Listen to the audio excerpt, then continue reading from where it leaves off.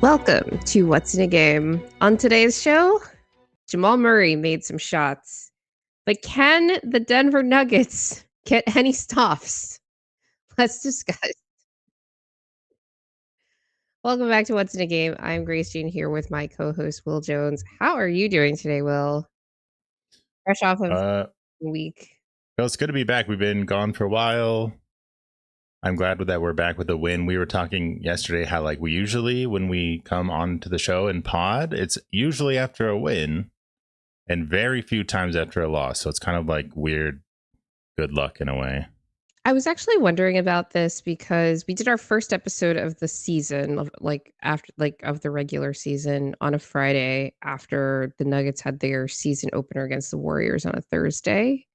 Other than that, the NBA has basically not scheduled any games in Mountain or Pacific time on Thursdays. There have only been 3 NBA games on Thursday in those time zones.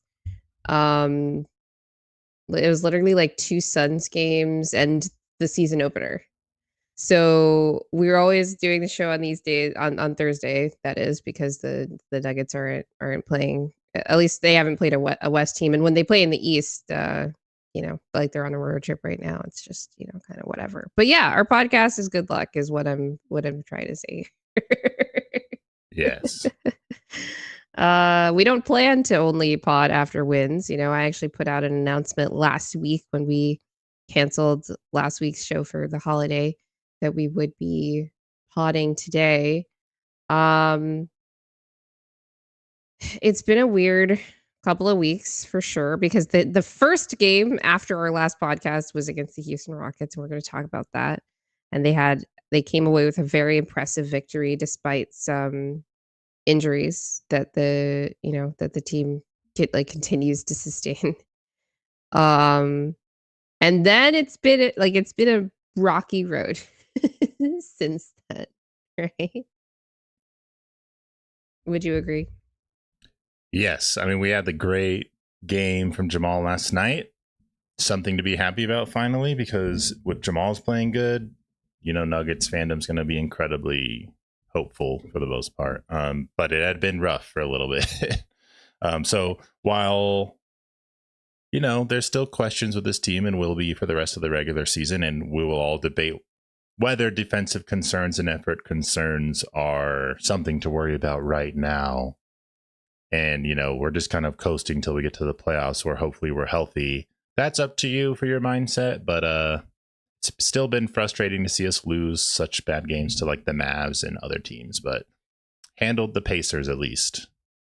Yeah, I was not sure what to expect in that game, to be completely honest, because it's they've been winning games on the road and taking care of business on the road for the most part, but you can't always count on that. So it just kind of sucked that they didn't have the sort of cushion of the home games that they got against decidedly inferior teams, by the way. Mm-hmm. Okay, before we jump into everything, a couple programming notes. Number 1, okay, I think the audience should know I'm currently operating on 3.5 hours of sleep because I was up late watching the Grand Prix final in figure skating, which is currently being held in Nagoya, Japan, okay, last night, and I did not get enough sleep. I thought I'd be able to sleep in this morning, but I had work to do. So I am very sleepy. And so I will be very slow on this show, but I'm going to do my best tonight to deliver you all the best possible content. On that note, please do us a favor and hit the like and subscribe buttons. Really helps us out with the algorithm as we try and grow the channel. Well, we have to get to some news items first because the NBA just keeps delivering nonsense. And by the NBA, I really just mean the Los Angeles Clippers, because they keep doing this thing where we just get bombs in the middle of the night that involve the Los Angeles Clippers. And this time is that the Los Angeles Clippers have sent Chris Paul home. I believe I saw this in real time. I didn't wake up to it like a lot of people did because I was up late watching One Piece. And then this Chris Paul news comes across my timeline I don't know if you were awake for all of that, but what was your reaction to finding out that the Clippers had Mm, sent Chris Paul home? I want to be hmm. very like precise in how I'm wording that because it's not like he didn't get traded. He hasn't been waived yet. But they sent him home is the Yeah, situation. I laughed at first, like it was just a hilarious thing to see. Mostly, I mean, I'm not a big Chris Paul fan already as it is. Yeah. So, and as much as I have to try to root for the Clippers to not give their pick to OKC, I can't help but still enjoy the dysfunction of that team. So I know. it It's was like, just well, like, if they're gonna give the Thunder like another 10 years to their dynasty anyway, we may as well enjoy the downfall. yeah, yeah, I guess so. I have to be able to have some kind of a joy with all this. But yeah, so it was instantly laughing at it. I don't know, like I just wondered what was going on. Then I saw the report that it was, he was being this negative presence, supposedly, according to, most of the team, it seems, which doesn't surprise me because the Clippers are bad and CP3 is probably a pretty intense vet to have on your team. And then it was instantly, oh, like are Nuggets supposed to sign this dude as their backup point guard? And what would that be like? Is he too toxic? Is he washed? Is that a bad idea? It was just all that. And then I basically came to the conclusion that we should probably just steer clear of entertaining that idea.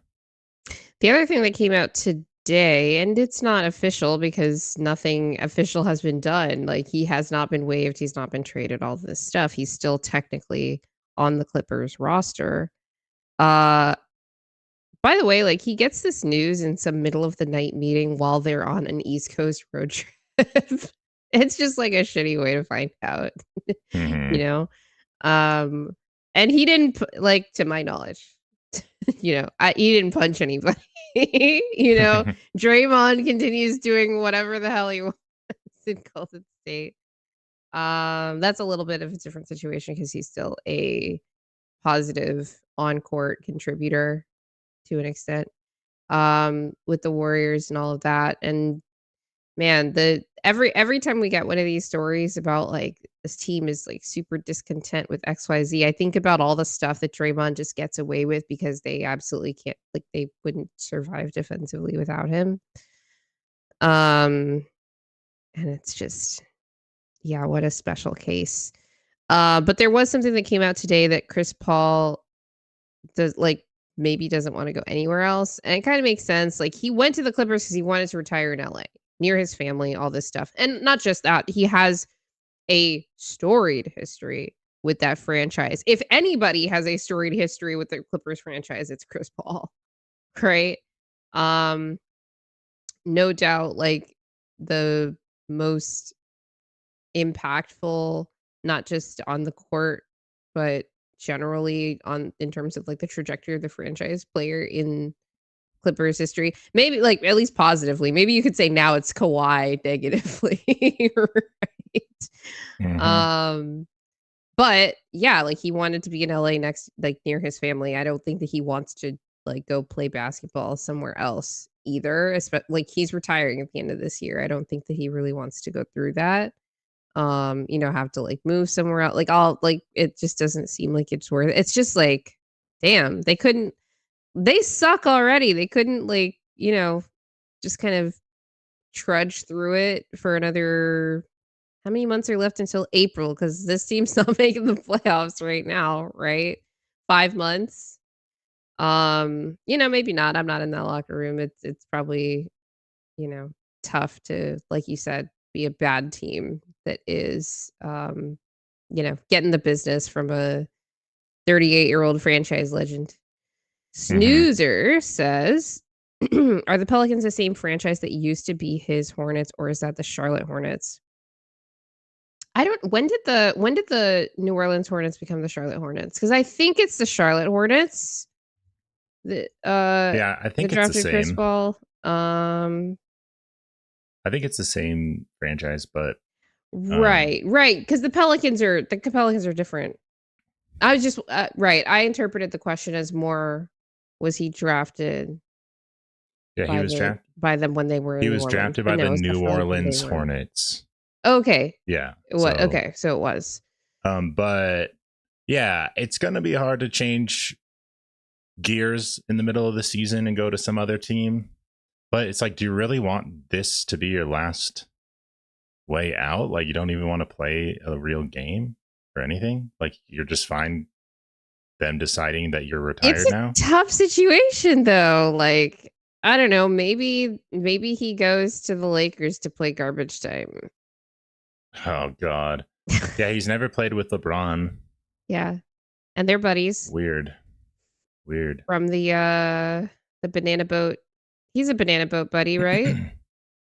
Yeah, I think, well, I don't know. It was LeBron and Carmelo and Dwayne Wade. I know for Oh. sure. I can't remember if he was included in Maybe that, he's but not a banana boat whatever. buddy, but he's part of that like Draymond, LeBron Yeah. melange. I always thought he would play with LeBron at least once, and it just never happened. Yeah, because I mean, even this last off season, he was definitely in rumors to go to LA, like to the Lakers too, because he wanted to be near home. And those were like the two teams that were kind of in contention. Um, and then he ends up with the Clippers, and, makes sense with his history with the franchise and all of that. But yeah, it's tough story, more Clippers drama. They actually won a game last night after this. They played the Hawks again because they lost to them, I think, a couple nights prior. And then Chris Paul was front of the banana. Thank you, Jamin. Okay, so he's a banana boat buddy. Okay. Good to know. It's just so funny how Bradley Beal and Chris Paul has failed to work so quickly already. Like, those were the two. Well, I mean, besides Norm Powell, didn't they say they were gonna like maybe trade him, or they're looking to trade that contract? I mean John Collins, the replacement. Did they for say Norm. They were looking to trade him? I saw a report that said that they were interested in adding a different type of contributor for that contract. Probably a guard, because all their guards suck outside of Harden. But it's just like, if it was Bradley Beal's hurt, John Collins, they're already wanting to move in. CP3 sent home, and that was like their big offseason thing that everyone was high on, and it's already crashing. It's just hilarious to me. The Bradley Beal one, I was never like super high on. It was just like, okay, we need to cobble up something to like taking a flyer on replace Norm's production and hope that we can win in some other ways. And this is, I think, a bigger story for them, is how bad Brook Lopez has been this season. Like, I don't think anybody expected him to be this bad, because that was supposed to be a really positive signing, especially like he's coming off the bench. He's not expected to like give starter level, impact, but like not even meeting that. I think that their front court woes generally have been because, as much as I respect Zubats, he is not having the same kind of season that he has, particularly offensively, but even defensively. Watching some of these games, you're like, oh, having a little bit less impact at the rim, and he's notably less efficient finishing inside, and like all that stuff like adds up when you think about what was the Clippers formula last season. And when that stuff is worse and the new things that you added haven't exactly panned out, it just turns into this, colossal. Yeah. Plus Derek Jones Jr. getting injured. Like, he was really like their athletic like spark on that team that like had that was their functional athleticism, is really Derek Jones Jr.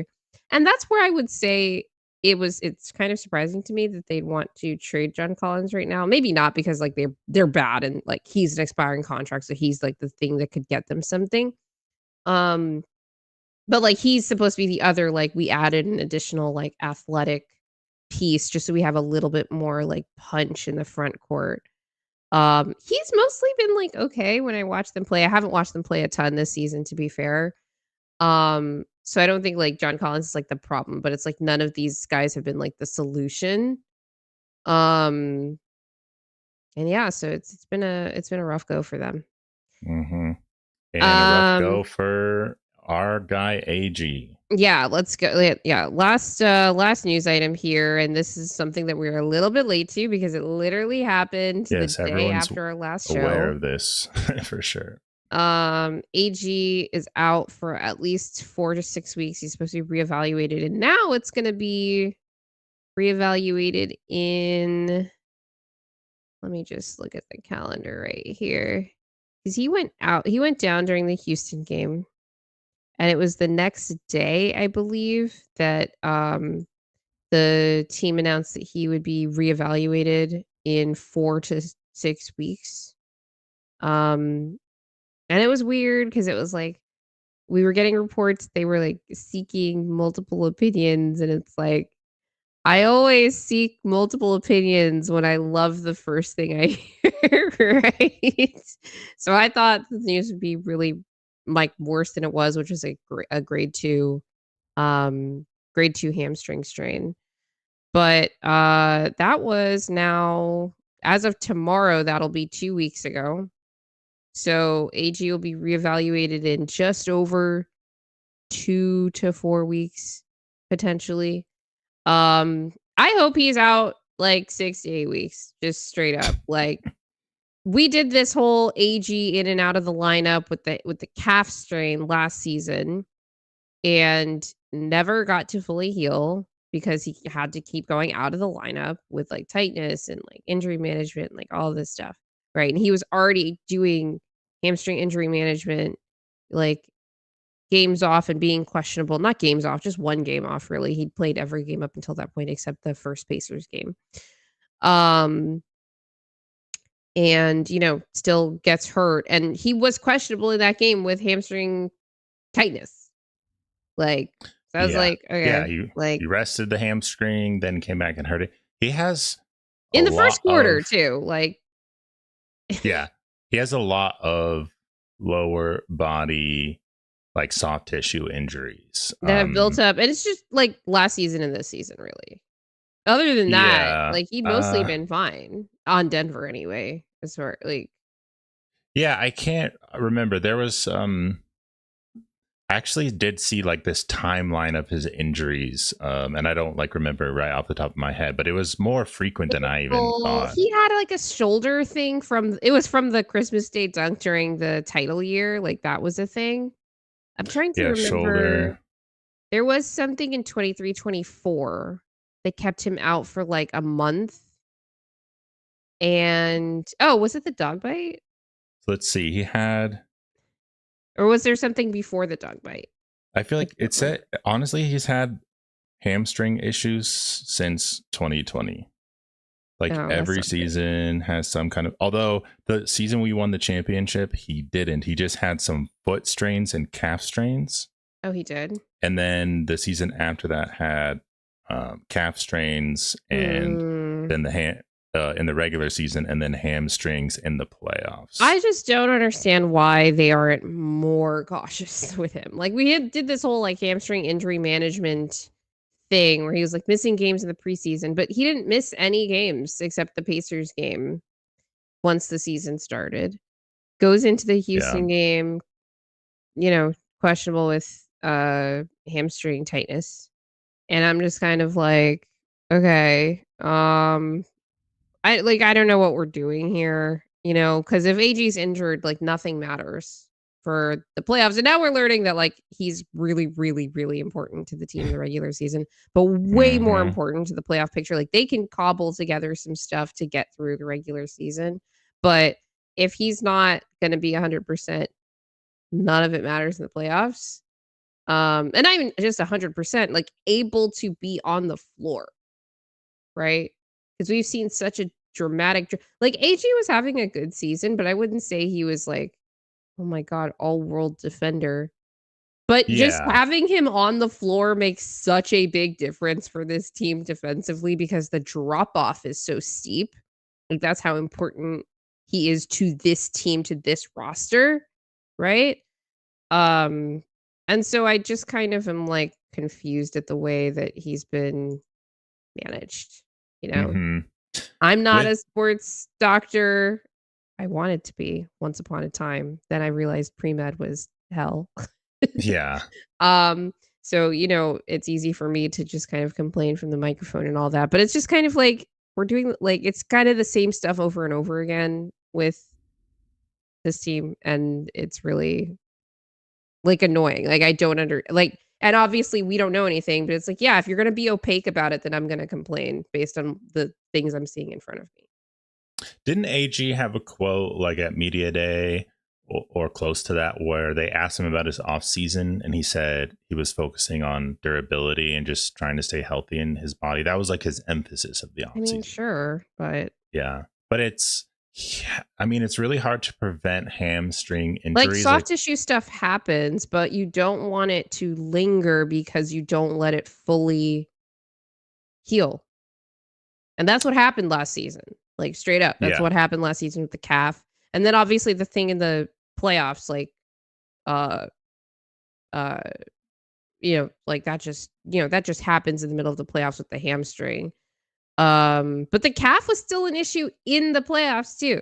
Like we had that one game where we were like, maybe AG just will never be able to dunk again or something. And then he had that, he followed it up with a couple of great games in that respect, like with his athleticism and all of that stuff. But the calf continued to be an issue all the way into the playoffs. And you're like, why was this not given a full chance to heal when this was an issue in like October of this season kind yeah. of thing? And I don't want a repeat of that. Also, chat sentiments are talking about, Zeke having to play now, and why isn't Duran playing? And it's just another issue with that. It's like, yeah, the defense dropped off with AG, but then it highlights this weakness at forward that we had that I was hoping could be mitigated. Yes, you were on that super early. I was hoping Duran might mitigate some of that, but we are just not playing him. Yep. And yeah, we played Pwat there a little bit, but he has to start now in place of Christian, so he's not able to even help us at the 4. But it's like, do you want him playing the 4 anyway? And same old problems. And Spencer Jones is filling in there now and inconsistent, but I'm glad he hit some shots versus the Mavs. That was cool. Spencer Jones did a lot of things during the versus the Mavs. Yeah, no, the weakness at forward is something that I clocked during the summer, but I kind of phrased it more as like, if Payton's going to play a lot, he's going to play a lot at the 4 because who's behind him? It's Zeke Naji and a rookie who's coming off of a year of Achilles rehab. Yeah. And I watched a couple of G League games last weekend because I had nothing better to do with my life. And Duran is like kind of, here and there. He's playing a lot of 4 in the G League, surprisingly. I thought we'd see more of him at the 5. They are running some minutes of him at the 5, like against G League bench units, which you can only imagine, like try to fathom the level of competition that is. Those minutes aren't going well, by the way, the Duran at the 5. But the Duran at the 4, I'm just like, okay, like I don't know. They're the Grand Rapids Gold have an insane offense, by the way, but the level of defense happening in the G League right now is incredibly low across the board, so I don't know how much to take away from that. But like I say all this to make the point that if the issue for the coaching staff is that they don't think that Duran is like quite up to speed with everything they need him to be with our like offensive principles and concept, and defensively everybody seems way behind. Like we've seen that over the last 2 weeks especially. So I don't know how much worse Duran could be in terms of like getting lost and getting confused in coverages and like all that stuff. Maybe like it could always get worse and I'm underestimating that. But offensively, I think it's like where probably most of the concern is like he doesn't know maybe he doesn't know where to be, the screening, the physicality, like all this stuff. But Duran's out there like tearing it up in the G League as best he can. Within whatever system they're playing with the Gold, which semi mirrors what Denver is doing, but not really. They don't really run that many handoffs. Like I thought I was going to see a lot more of like a facsimile to what the Nuggets run when I watched those G League games, and it wasn't really. But he's just there, like he's defending, he's going out, he's contesting stuff, he's trying to block shots at the rim, and they switch him out onto the perimeter a lot. Probably wouldn't do that as much if he played in the NBA because the G League guys are not that would be attacking or not. They're not sending their best. But it's like you have no forwards. You are playing a two-way player almost 30 minutes a game right now because your starting forward is down, and you have Peyton Watson kind of filling in at like general wing position, so he can't be like all things at once because Christian is also out. And like Zeke Naji is not playing in the second halves of games, even when he plays in the first half, because it's like that disastrous when he plays. And actually he was like okay. He had like some bad moments or whatever against the Pacers, but he wasn't that bad. So I don't understand what bar Duran isn't clearing. Like just like throw him out there. Like Yeah. especially when you look at the kind of the competition that Denver has been playing at home over the last couple of weeks is like, if you're not willing to throw him out there against like the Chicago Bulls, or who at that time were closer to 500, and as opposed to like this is a team that would be on a 7-game losing streak if not for the game that they won against Denver in Denver. Or the Sacramento Kings, or the Dallas Mavericks, who are one of the worst teams in the league, or at least were going into that game, then who are you going to be willing to throw him out there against? That's my question, is just like, what is it? I don't know what the criteria is for Duran to qualify to get a chance at these minutes. And when I say a chance, after AG went down, Duran was recalled from the G League, okay, for a couple days. And then the team sent him back like a game later, and he was, he didn't play. It was whatever.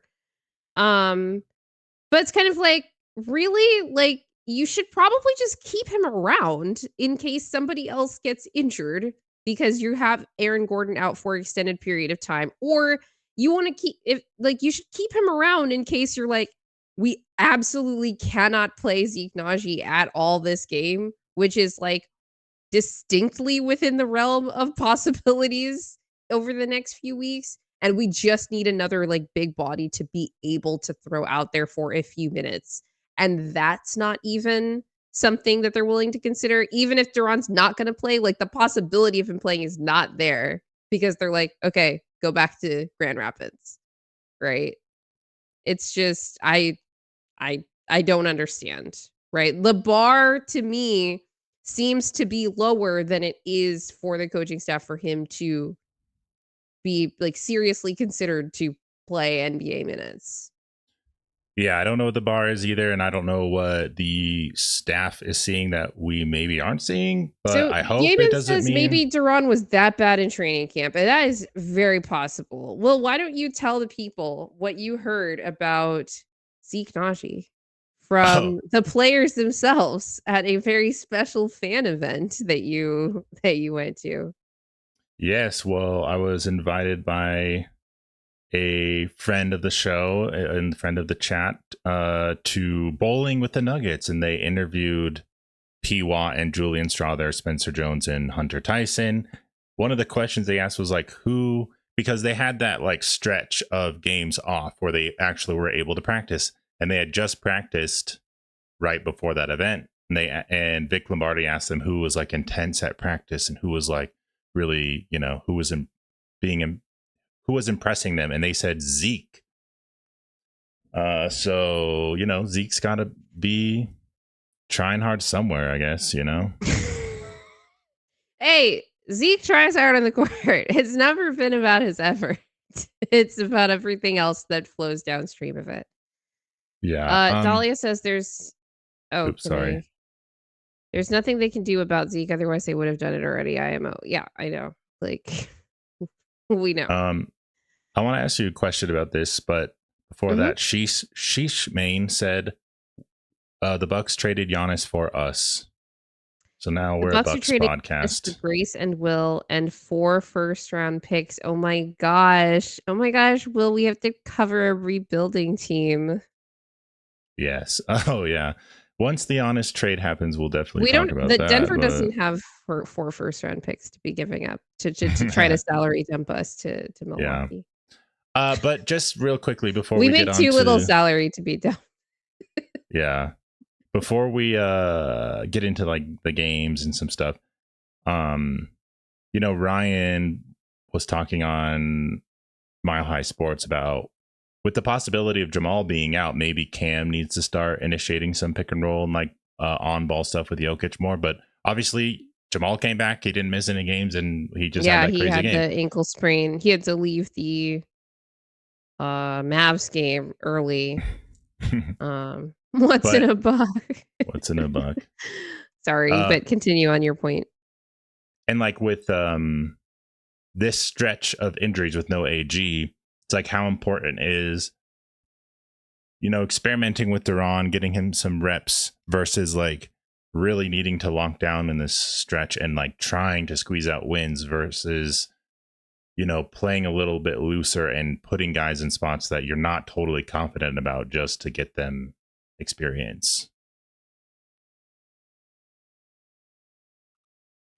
I think here's my thing. The opportunity to do that was before they lost 4 straight games at home because they were on a roll largely. And we're still not willing to do that even with the injuries. So that just tells me like the mindset is not really about, and they told us this. They told us this at the beginning of summer. Adelman was like development's important and all, but like guys need to play well because like we're trying to win games, which is like not a surprising thing for an NBA head coach to say. It's just I feel like the level of I don't know, not vitriol, the level of pushback that Adelman should be getting about Duran is like that it isn't happening compared to what we were hearing for the last 2 years about Jalen Pickett, like, is just like, it's not commensurate with the situation, and I don't understand. Like, I don't understand the reaction also. I get that people are trying to give Adelman a grace period. He gets a little honeymoon period to start the season, but now things are like, okay, like we get it. You like these guys, and you're trying to win games, but like, why is Hunter Tyson getting minutes over Deron Holmes right now? Like, you can't tell me that you seriously think that is more worthwhile than just trying to figure like, how is Duran supposed to figure it out if he's never put into the situation? Yeah. You know, and this isn't a situation where it's like he was like a mid to late second round pick that is not that consequential to the franchise. They traded 3 second round picks to move up to draft him in the near lottery of the first round, right? So and already missed a year because of the Achilles and needs to be brought up to speed. Like, so I don't understand the Mm-hmm. approach. I don't understand the approach Yeah. here, and I'm personally very annoyed by it. And I don't normally, for the most part, I'm like, young players got to earn it. I'm like, earn it. Yeah, like I feel like Duran should be able to earn it over Hunter Tyson, right? Mm-hmm. Like what are like I feel like Duran should be able to get 5 minutes over Hunter Mm-hmm. Tyson. Like I'm not asking you to start him. I'm not asking you to give him significant rotation minutes, right? But he's Yeah. not even with the team right now. If they have a blowout game, which they keep getting up big in these games and either losing or like letting it get close at the end or whatever. But if they have a blowout game, he won't even be here to play in garbage time anymore, you know? And I'm just like, Yeah. Get him some garbage time yeah. minutes. Yeah. Like we gave Hunter Tyson and Pickett the contracts without them doing anything. And it was like kind of surprising at the time.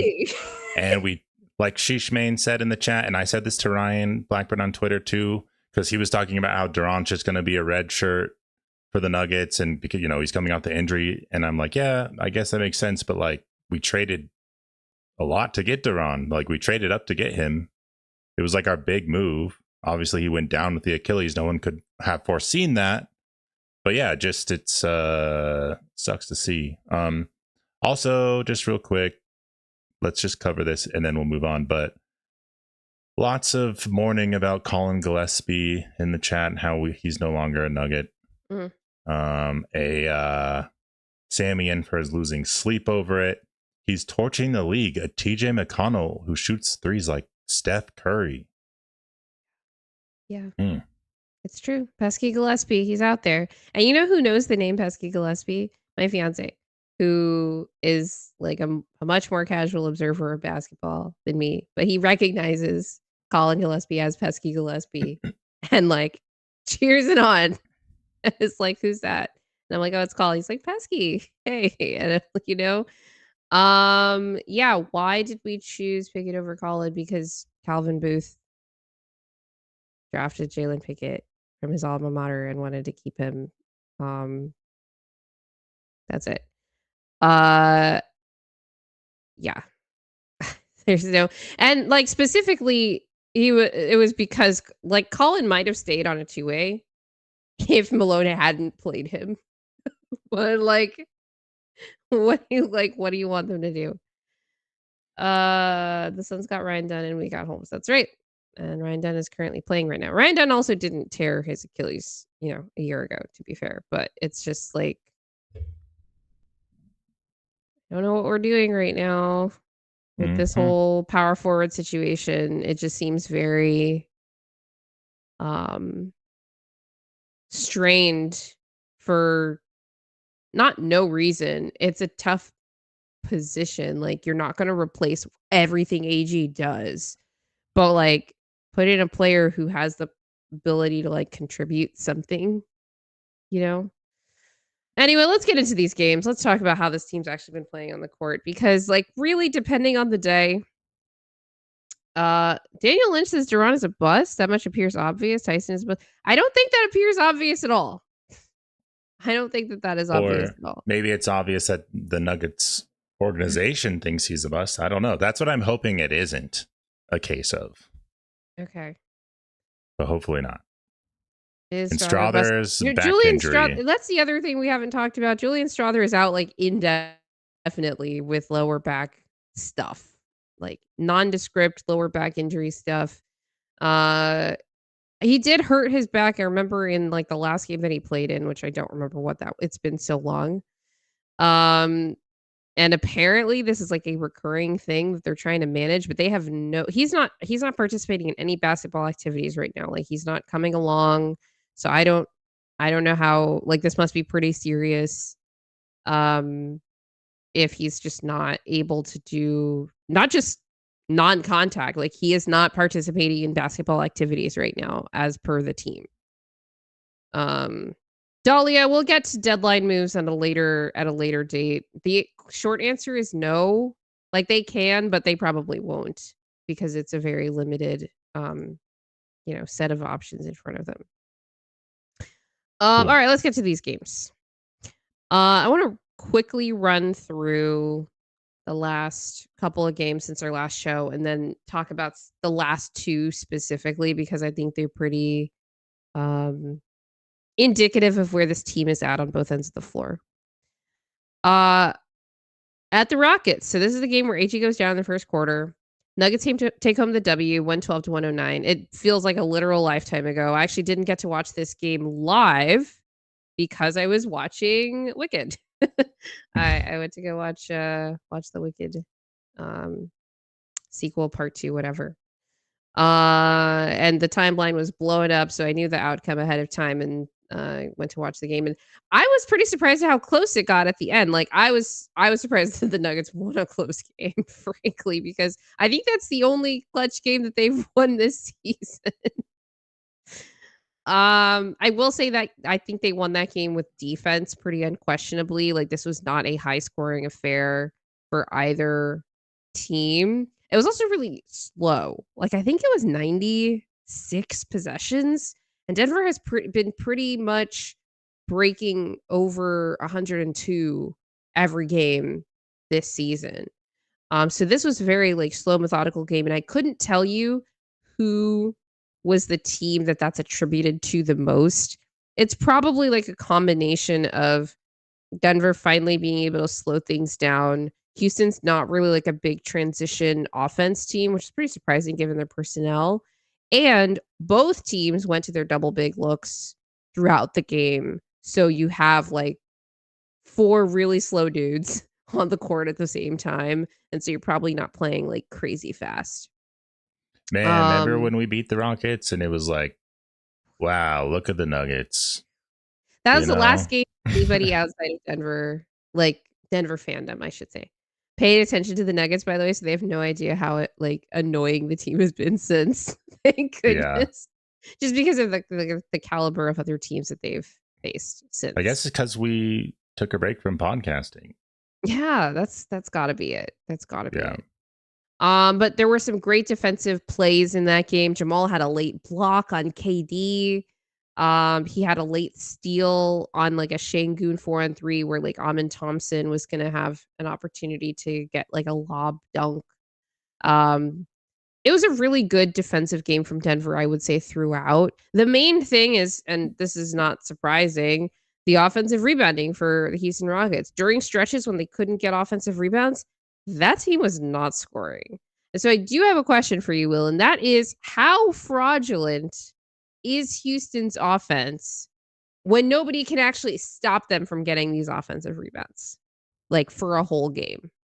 You can do it in pockets, but for a whole game, like no one has really been able to stop them.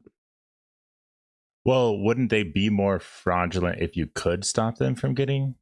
Well, sure, but I think the thinking going into the season and even last year when we saw it kind of in the playoffs too is like, well, you're too over reliant on offensive rebounds. Once you get to like a team that's like fully scouted and like totally locked in come playoff time, they will be able, like the assumption is that they will be able to stop that and then everything's going to dry up. But so far, Houston has not been stopped on the glass this season. Mm-hmm. I mean, Reed Shepherd's definitely been holding it down more than I thought. That's true. That's another So aspect of I their think offense that and his shooting especially. yeah, that adds a little bit more credence to their offense being a little bit more reliable and not as fraudulent. But I don't really know. I mean, I don't know that an offense could ever be fraudulent with KD on it. As much as I hate him, it can be like not the greatest offense, but if you just have him to go True, to just just hit a someone that can make jumper. those tough shots. Yeah. But it's hard to answer until I see it like in a playoff setting where people are, um, studying the tape and studying the matchup and going to specific counters, things of that nature. But yeah, the offensive glass is crazy. They were way ahead in that, like compared to everyone else in the league. It was pretty wild. So I actually just went to Houston's offensive box or advanced box scores right now just to see like what was their worst offensive rebounding game. Was So it the just for Nuggets? reference, anything above 30% is like a decent offensive rebounding game for like any average team because the other team getting less than 70% of their defensive rebounds is bad, right? The Houston's worst offensive rebounding game is actually the one they just lost to the Jazz, where they were still able to grab 30.5% available offensive rebounds. And every other game has been 35% plus. They've grabbed over 40% of available offensive rebounds in over half their games this season. Pretty wild. Yeah. I think that's gonna be it's gonna be interesting. And I think I should be watching the Rockets more this season. I watched them play the Magic. That was a really annoying game because Orlando's offense just completely dried up in the fourth quarter, even though they were leading almost the entire game. Um, but I want to know how teams are like trying to stop them because you can like stopping the first shot is not my issue. The other thing though that you might want to pay attention to is that the Rockets are pretty good about taking care of the ball despite their lack of a point guard. I'm just checking where they are on the turnover percentage. Um, where do they rank in? Where are the Rockets here? Okay, so they're actually not that bad. They're not that good. It's 19th. But it's not bottom 10 as you would guess for a team that doesn't have their starting point guard and like their main like on-ball creator guard type is a sophomore, right? You'd expect them to be at least bottom 10, if not bottom 5 in that regard, especially with all the bigs that they have trying to handle the ball. So that's going to be another aspect of the math game to pay attention to with Houston. Like, okay, maybe we can't stop them on the glass, but what are some other ways that we can try to chip away at them on the margins?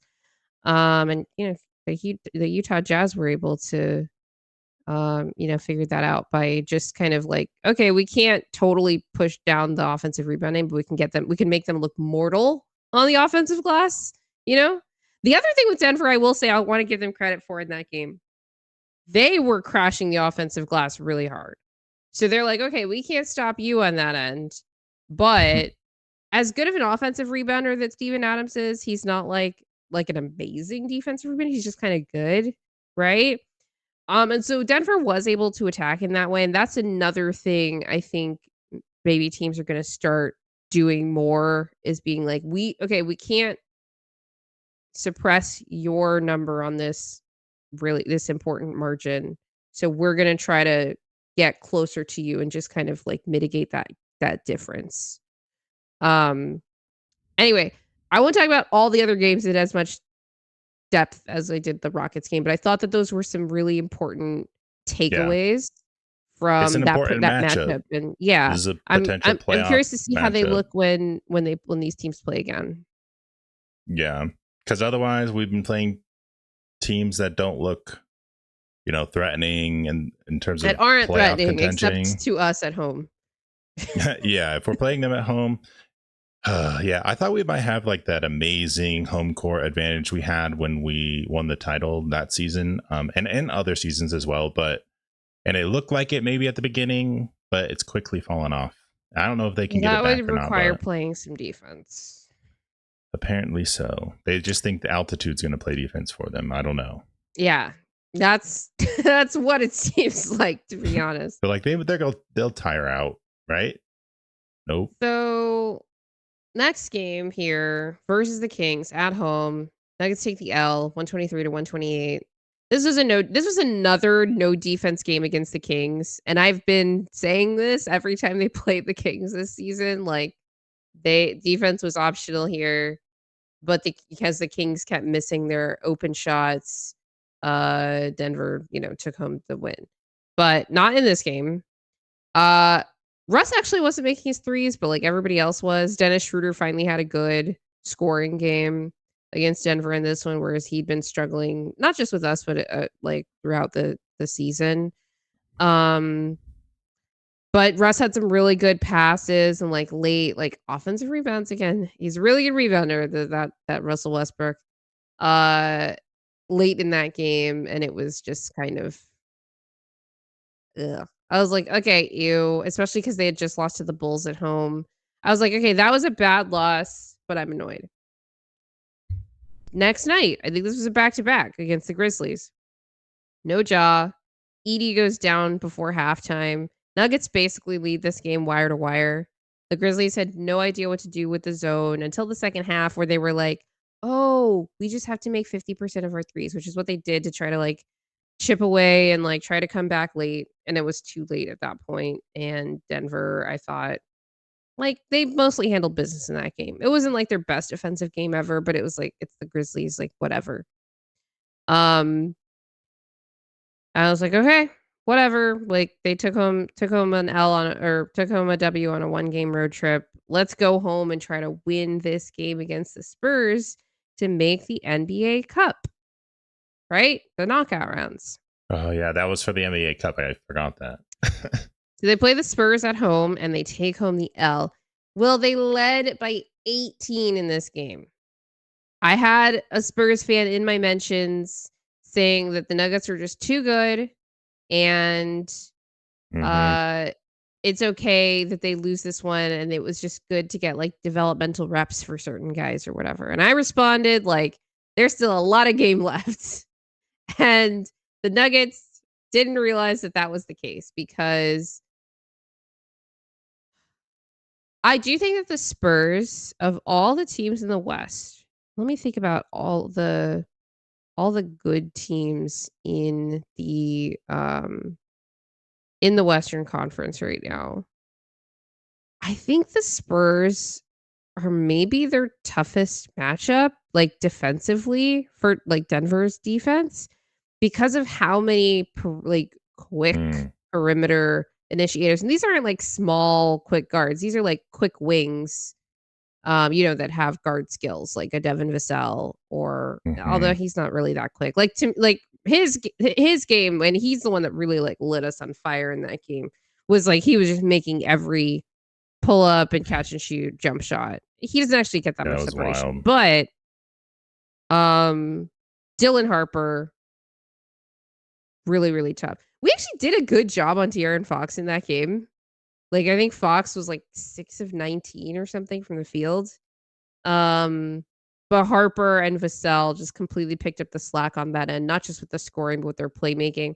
The most disappointing part of that game for Denver, especially in that second half, was just awful transition defense. I think that was their worst. I'm trying to think if that was their worst transition defense game of the season, that or the Bulls game. Because so much of, and we talked about this in our last show, so much of the issue in the Bulls game was like, okay, yeah, like our half court defense like suffers in these ways, but the Bulls were just so good at attacking us in transition, and we were just not interested in getting back, getting matched up, getting in front of a guy, getting between a guy and the rim, stopping the ball. Like none of those things were happening in either of these games. And I thought the Spurs like really killed us in transition, because it felt like it wasn't like they were just making every three, and they were all open, right? And they weren't all pull up jumpers. Like they get in, they get attack with an advantage, and then they find the open guy, and then he was making them in the second half, right? Yeah, and CT just brought up how we can't contain dribble drives. Yeah, Harper made a difference, and it's just been an issue rotating and falling apart at the perimeter, and then not being able to do much, or you're playing drop easy actions, you're getting behind the play already, and you're not even able to get in position to contest any shots, things of that nature. And it's so crazy because I don't remember if I said this in the last show or the show before, but we were heaping praise on Peyton defensively, and it was like, you've been good consistently, now keep up that consistency. And it's just been a steep drop off from there. I think he's had some good moments, especially like again against Pascal Siakam last night. But we're seeing like serious limitations when he has to be like your best on ball defender, because he's just too big to keep up with these quick guards. And that's just, that's unfortunate, because he's also like the only guy who can navigate screens right now outside of Jamal Murray, which is like, that's a problem, because even that has been pretty inconsistent since he's been thrust into this starter role. I would say, especially, I think he was better about that when it was more limited minutes, more limited assignments, with the screen navigation and just having more impact pressuring guys that way. But we really saw it in that Spurs game where it was like,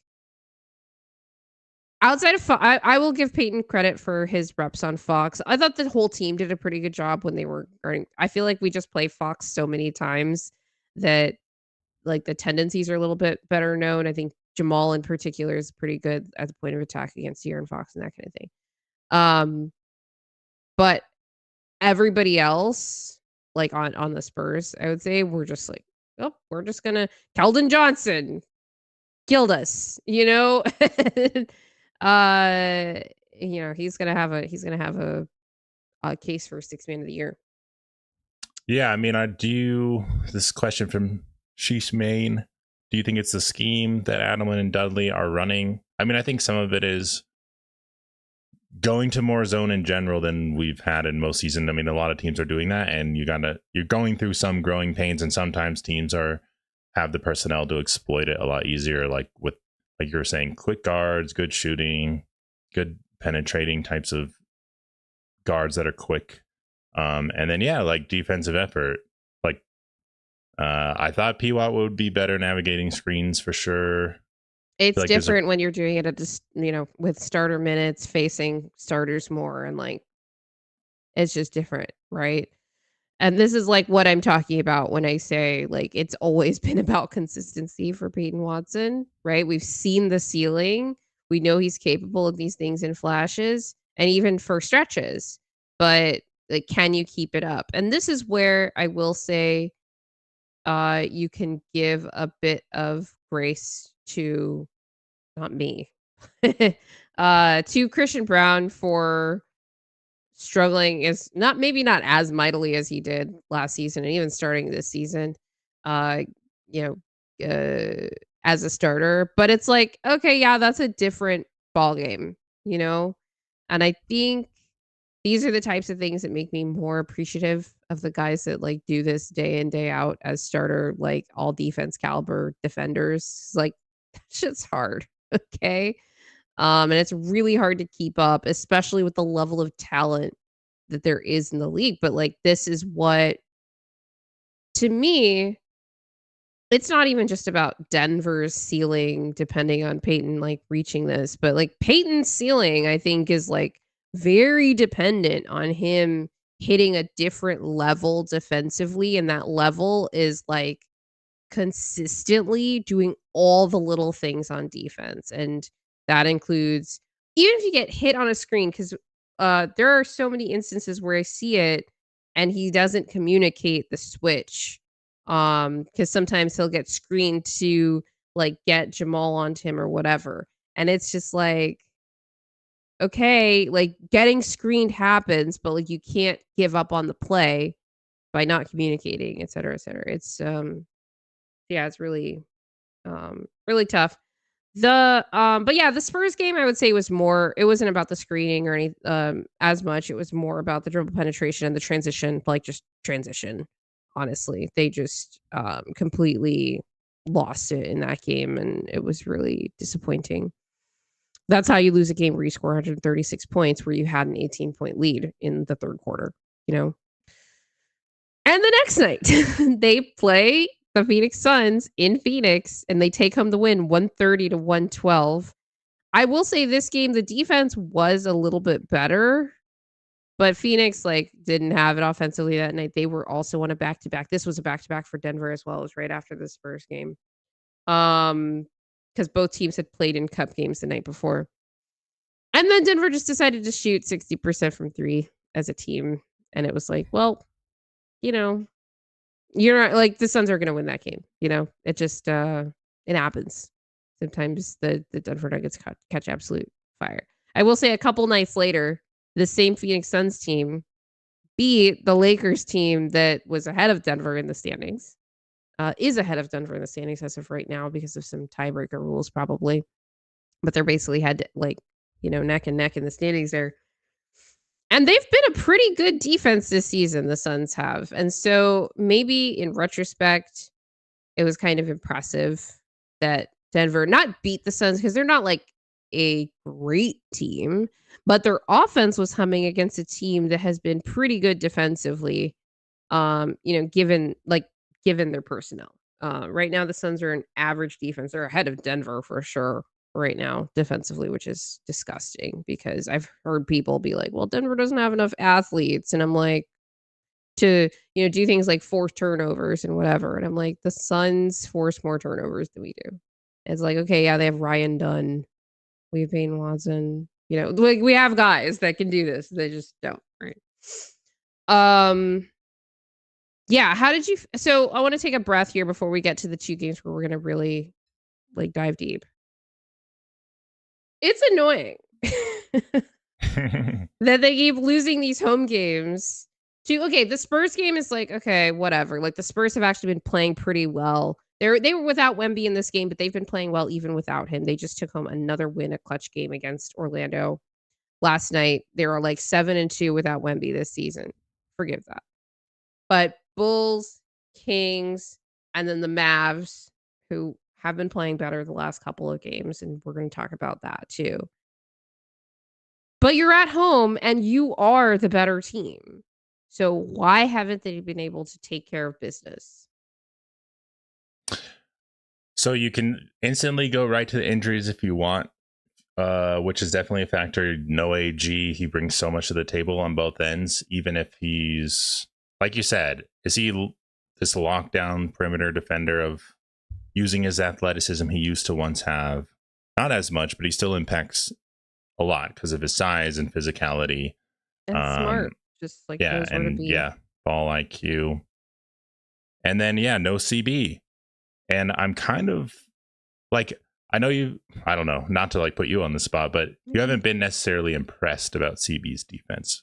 No, But I think never. there's something to be missed with him. Like he might be a little bit smarter as well Yeah, than maybe we give credit for, because I feel like fewer I'm noticing. mistakes for sure.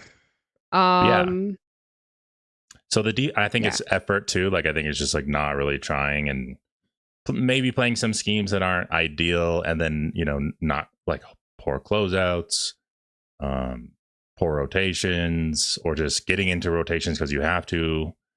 Just so that all plays into it. The home stuff's really weird though, but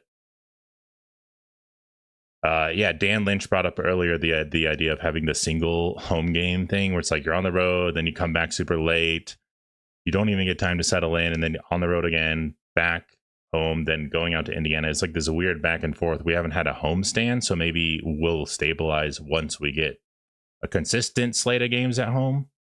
But like the Mavs loss was just crazy. That one was. another game where they led by 17. It was in the first quarter, so it's like that doesn't really mean Mm-hmm. anything in today's NBA. But it's like we also saw them defend for a first quarter and then didn't the rest of the game.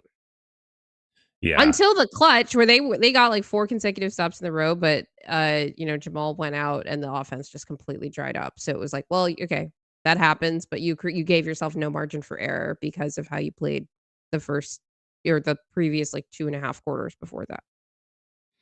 Yeah. So I mean, the Spurs game was one of the worst losses of the year, especially with the like stakes of the game and just wanting to put in effort to make the NBA Cup. And then the Mavs game happened, and I almost forgot about the Spurs game because that one was like an even worse loss to me, just because it's like the Mavs are not good. You have no Yeah. excuses losing that game. And yeah, we still put a high standard on the team to take care of bad teams, even with some Yes. injuries. 'Cause Um, like, you need to be the 2 seed at the end of the year. yeah, the Like, seeding's important. there's no the Rockets are really good, and they might be, like, the kind of team that can push you in that regard, but, like, there's no reason that they should be behind the Lakers in the standings right now. They're a better Hmm. team by far, statistically, whatever. The fact that the Lakers are ahead of them defensively right now is incredibly concerning because, Yeah, like, I mean, it's barely like the Lakers are 19th or whatever, and it's a Denver's surprise. 20th, which is not good, right? But it's just like that's not serious. And we got the question about, like, is it the schemes? And, like, yes, they're getting used to some new schemes.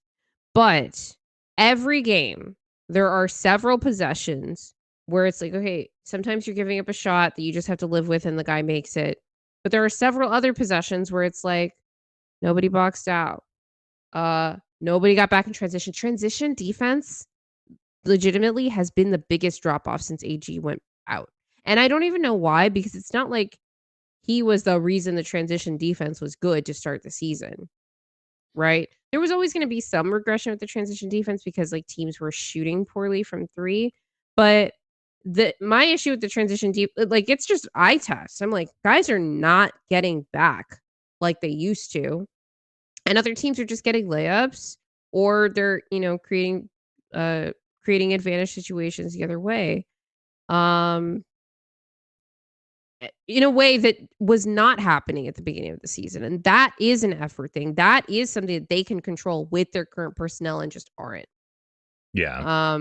And so those are the things that really bother me. It's like if they drop down to like a slightly below average defense with AG out, I could understand that. There is gonna be a drop off. Plus, there's been massive opponent shooting regression compared to the beginning of the season. So like that's gonna happen too.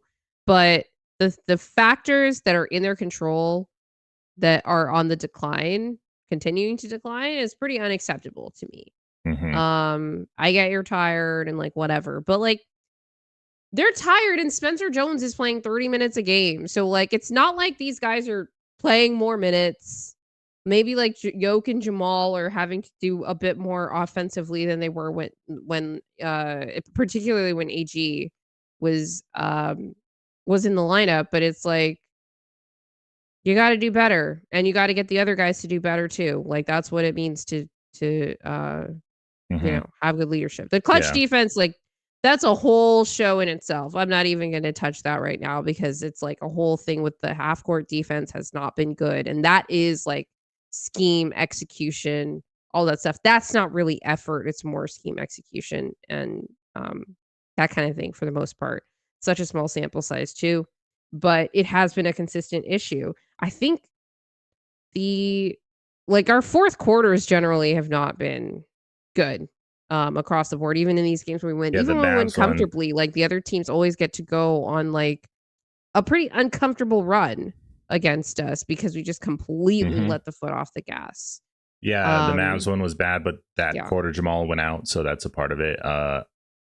Yeah, it's just been happening. Third quarters, I feel like we're sometimes good. We come out super hot and crush teams, but kind of slow start sometimes, and then weird, slow The closing minutes. closes to the halves have been terrible.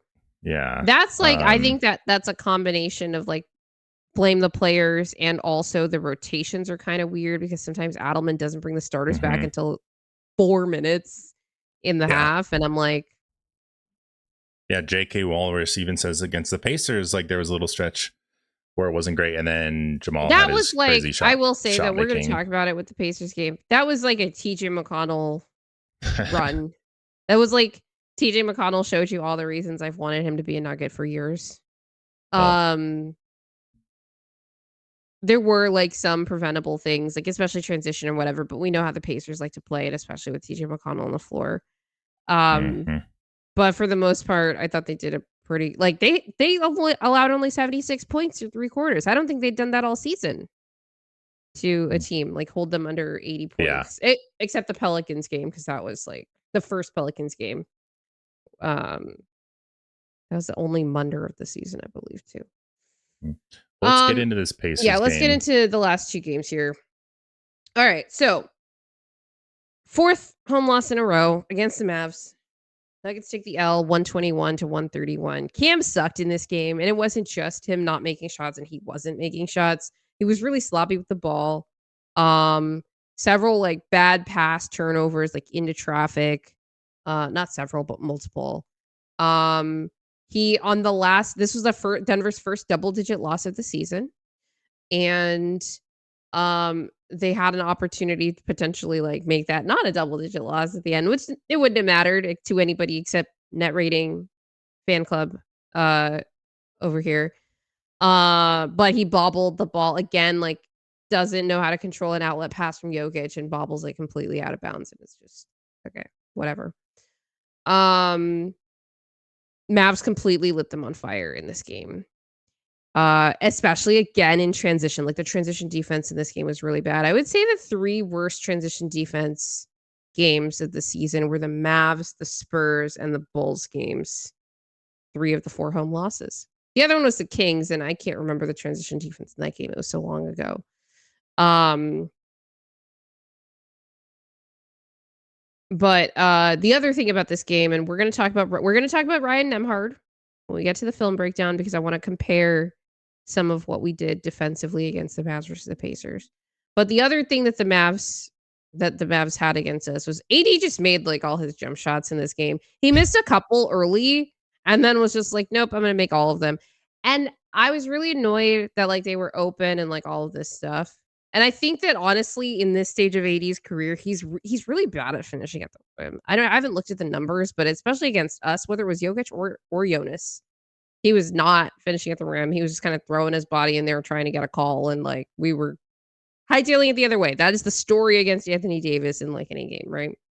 But when you let him like settle for the open jump shots, he takes them, and that night he made them. I think that there probably should have been a little bit more pressure in those situations, Yeah. but whatever. He even made like a big corner 3 late, and I was just like, whatever, man. Like fake AF game. The Mavs have been shooting better than they had been. I think they shot like 50% from 3 in that game. It was crazy.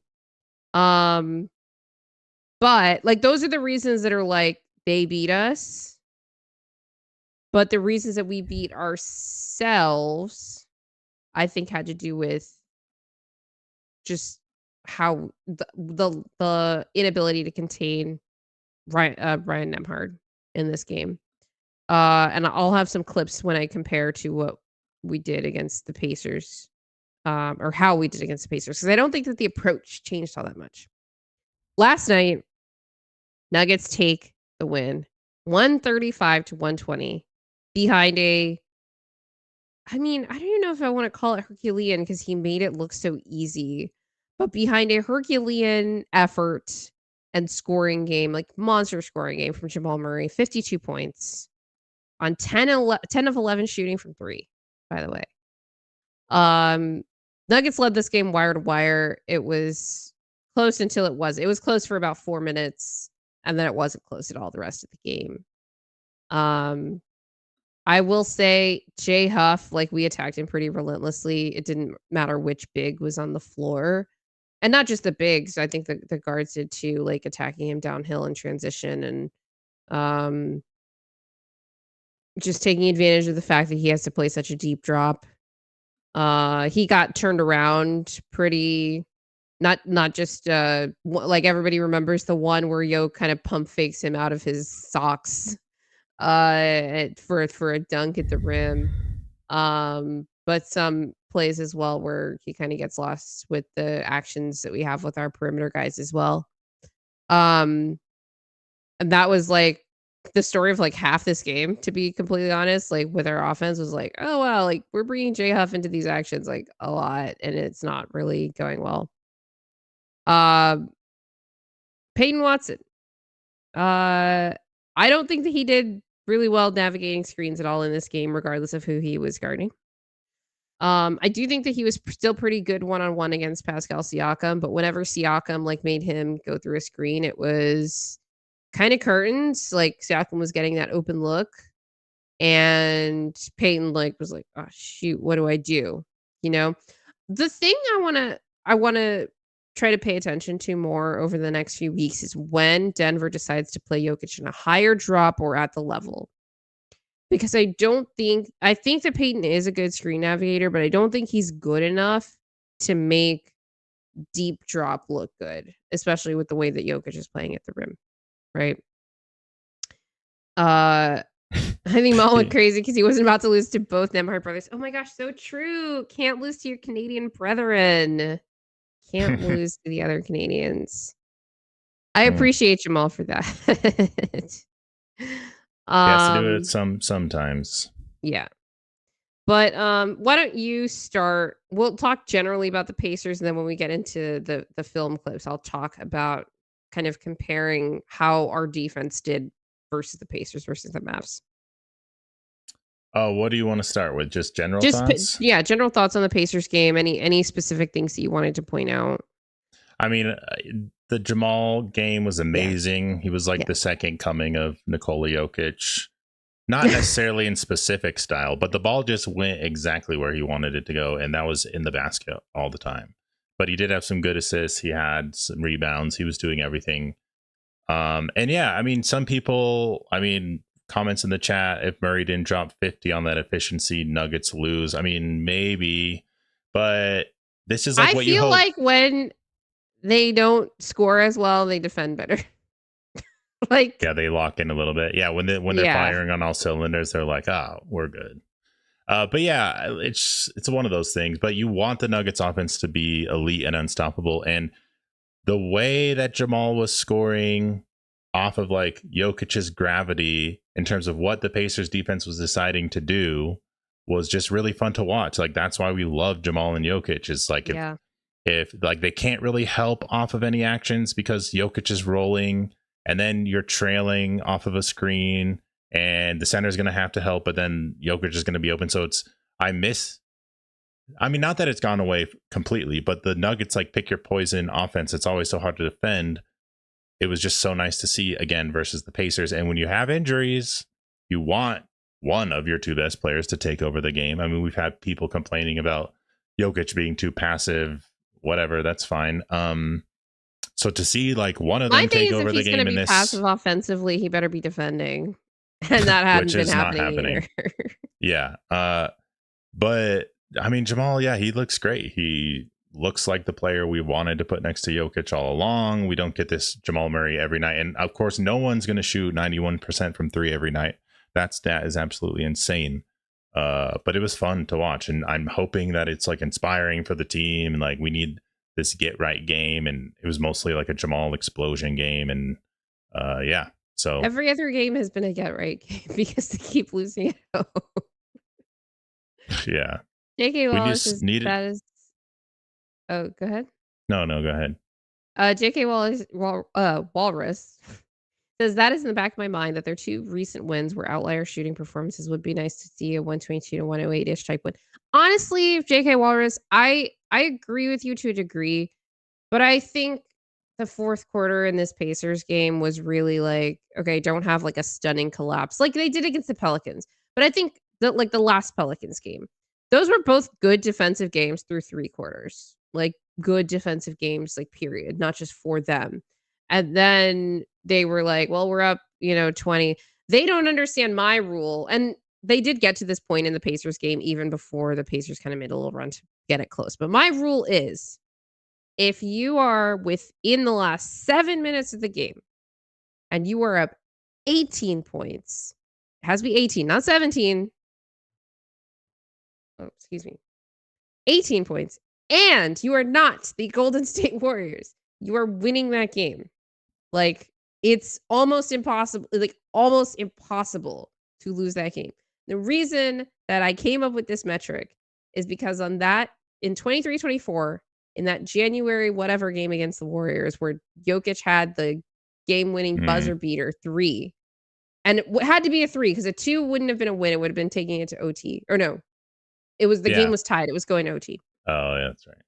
The Warriors were up 18 with like 7:18 left or something. And then the Nuggets go down and score at like the 7:04 mark of that game. The Nuggets had to be nearly freaking perfect offensively down the stretch and near perfect defensively. And the Warriors had to make mistakes down the stretch. And they had to be the Golden State Warriors generally, who had been just blowing huge leads. Let me tell you, ever since that game and I established that mental rule, I have not seen a single game where a team blows an 18-point lead within the last 7 minutes of a game. Even the Denver Nuggets have not done that when they established that 18-point lead within the last 7 minutes. They reached that in this Pacers game, and then they were whatever. And honestly, the last quarter, I think it was like they got in the bonus really early, and then the Pacers just kept getting to the line, which was annoying because they kept stopping the clock. And here we can go to a couple of examples of like what is bad to do situationally here too. Will, if you could bring up the missed layup under pressure for Peyton Watson. I actually can't remember how much time was left in the game at this point. But Denver kept doing this. It was mostly like these couple of instances with Peyton, but there were 2 others where the Pacers were pressing every time. And it really sped Denver up, even though they're supposed to be in a space where they're trying to bleed clock. 6.5 minutes left. They're up 15, but you want to get down, get a good shot. But it's like there's more time left on the clock, and Peyton just like really rushes a shot, doesn't get it, and then the Pacers, we actually get the ball back here because Nembhard blocks it. But it was just like, okay, that was unnecessary. Just chill. Like 15 seconds left. You're trying to bleed a little bit of clock. You better score here. And honestly, even if you do score, that's another possession for the Pacers to chip away at your margin because they might want to be trying to trade 3s for 2s kind of thing. So I didn't love that. And that happened multiple times with other guys too. Like Jamal had like an early drive when he tried to break the press in this fourth quarter as well. Like I don't want to single Peyton out, but it was part of my like Peyton was fighting screens and the rim kind of all game last night too. And then fouling. Like the Pacers were already in the bonus, so they were stopping clock and fouling. And I think that's where most of those points come from, outside of the TJ McConnell's just kind of being insane kind of things. I don't think that their defensive process was overall that bad in the fourth quarter last game. But I take your point that I'd like to see them win a lower scoring game. But we saw them do it against the Rockets. It's not like I don't think that they're capable of it. It's just like when they're scoring the way that they do, they don't feel like it. Right? Yeah. I do think there was like if you like hold a team to like 115 would have been nice, you know? I think 115. there was some issues with Val Yes. on the bench in those minutes where he was in super deep drop and the coverages were weird and he wasn't sure what he was supposed to do, and it was just leading to really easy buckets for the Pacers, and part of the reason why they started to make a little run there. Part of that was because TJ McConnell was like, I can 100% get to my spot against this deep drop. My point of attack guy is not going to stop me. And then he was hitting that jumper like every single time. Yeah, it was just open. There was no contest on any of those shots. Yeah. Because of how deep the drop was and where TJ likes to take his shot from. Mm-hmm. But yeah, Pwat did have some great finishes in that game, like the switching hand one. Yeah, I really love that one. Go ahead and you can play the hand switching one. This one was also under pressure, but I was still like, why are we not bleeding clock? I did not expect that to go in. I stand by that still being a bad shot. Right, yeah. He just rushed it. But hey, good for him. He got some reps on making a difficult layup. I'm afraid that one going in is going to encourage him to do it more, to try it more. And I'm like, please stop. Yeah, eventually, within the last 5 minutes and stuff, like Jamal came back in and was hitting shots all the way down the stretch, and we were just running the same action over and over, which, it was great. We'll look at some of that. It's nice when this team is making their jump shots, I will say. Other general note I had about this game before we get into the more film. Denver has had 12-point leads in all but one game this season. The Bulls. The Chicago Bulls, who are currently on a 5-game losing streak ever since that loss to Denver. And if not for that loss, counting the Jazz loss, they'd be on a 7-game losing streak right now. So that's really annoying. They led nearly wire to wire in that game.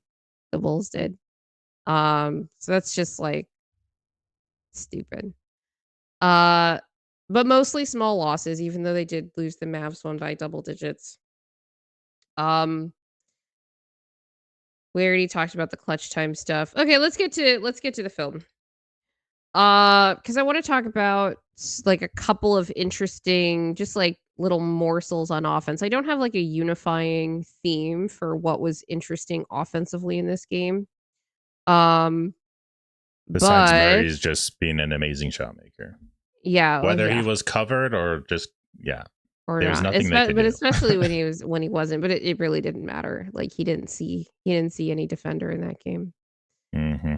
All right, let's go to the Cam 3. So Cam actually runs a pick and roll. Is this the Cam 3? Okay. So Cam runs a little pick and roll with Jokic here. Jokic pops, and then Cam gets in the ball. Jokic kind of pump fakes. I was kind of annoyed because I wanted Jokic to take the shot. But if you could rewind just a little bit, right when Mathurin jumps out to Jokic. So here you see Jamal goes to cut. He's setting a screen for Cam. He's setting the screen for Cam.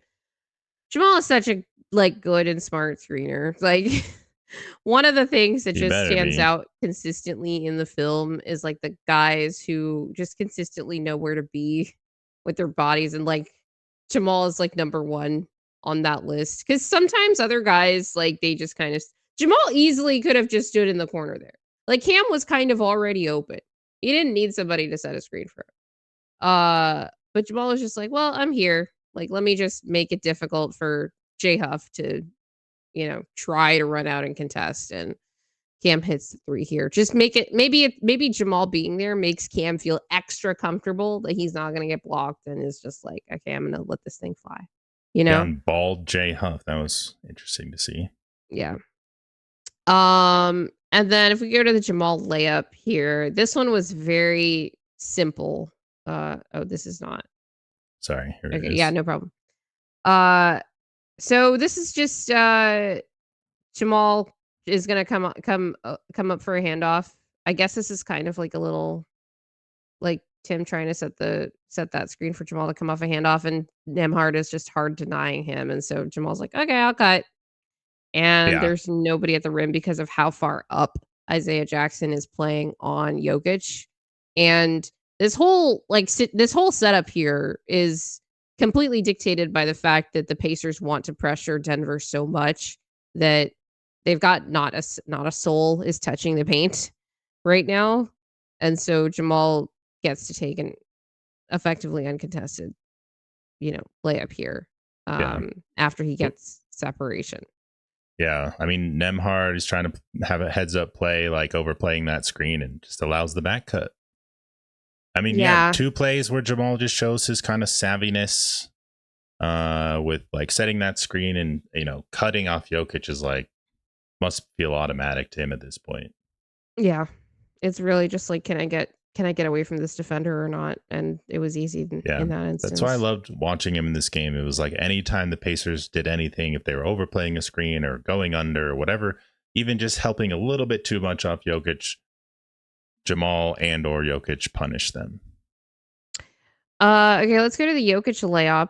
I wanted to point this one out because it was a good play by THJ. So they run a little double drag for Jamal. He gets the ball back, reverses the ball back to Tim, and then Tim makes the entry pass to Jokic. And the Pacers decide to switch this with, is that Johnny Furphy?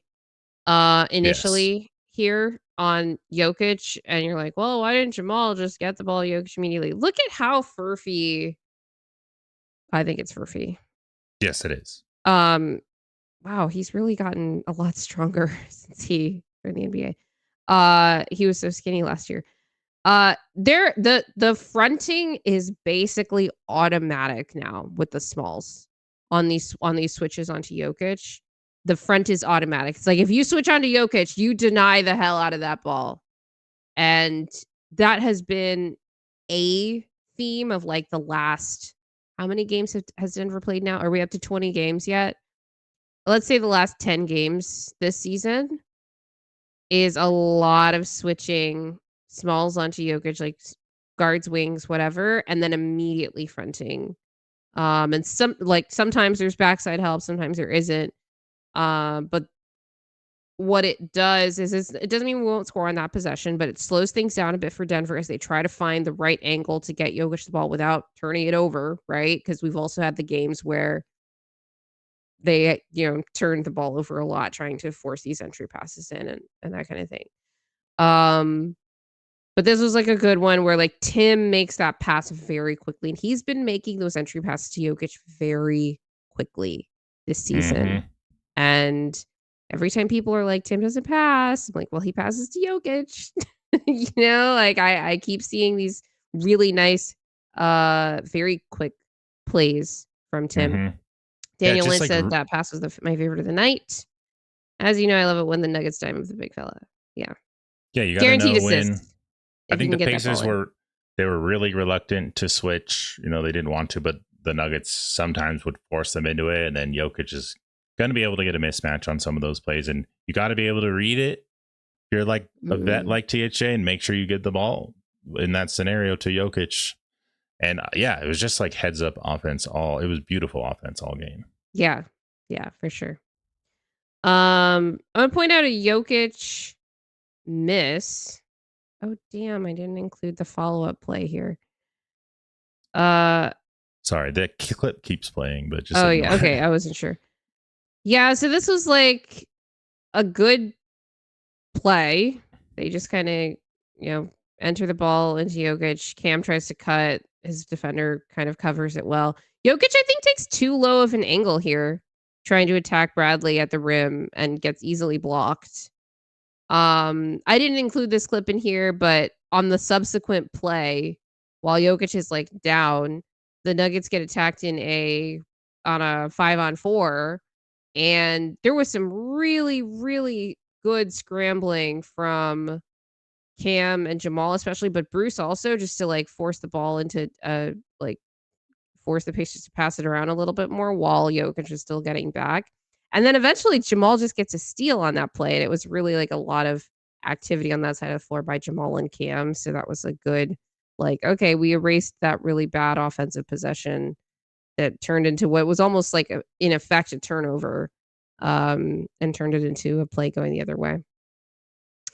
All right, let's get to some sweet, saucy Jamal clips here. The first one being the ISO 3, the Jamal ISO 3. over Pascal. This one was in transition. Jamal, this is something that has stood out to me this season. He's never really he's always taken these transition pull up jumpers, but I feel like he's doing them more frequently now, or at least hesitating on them less.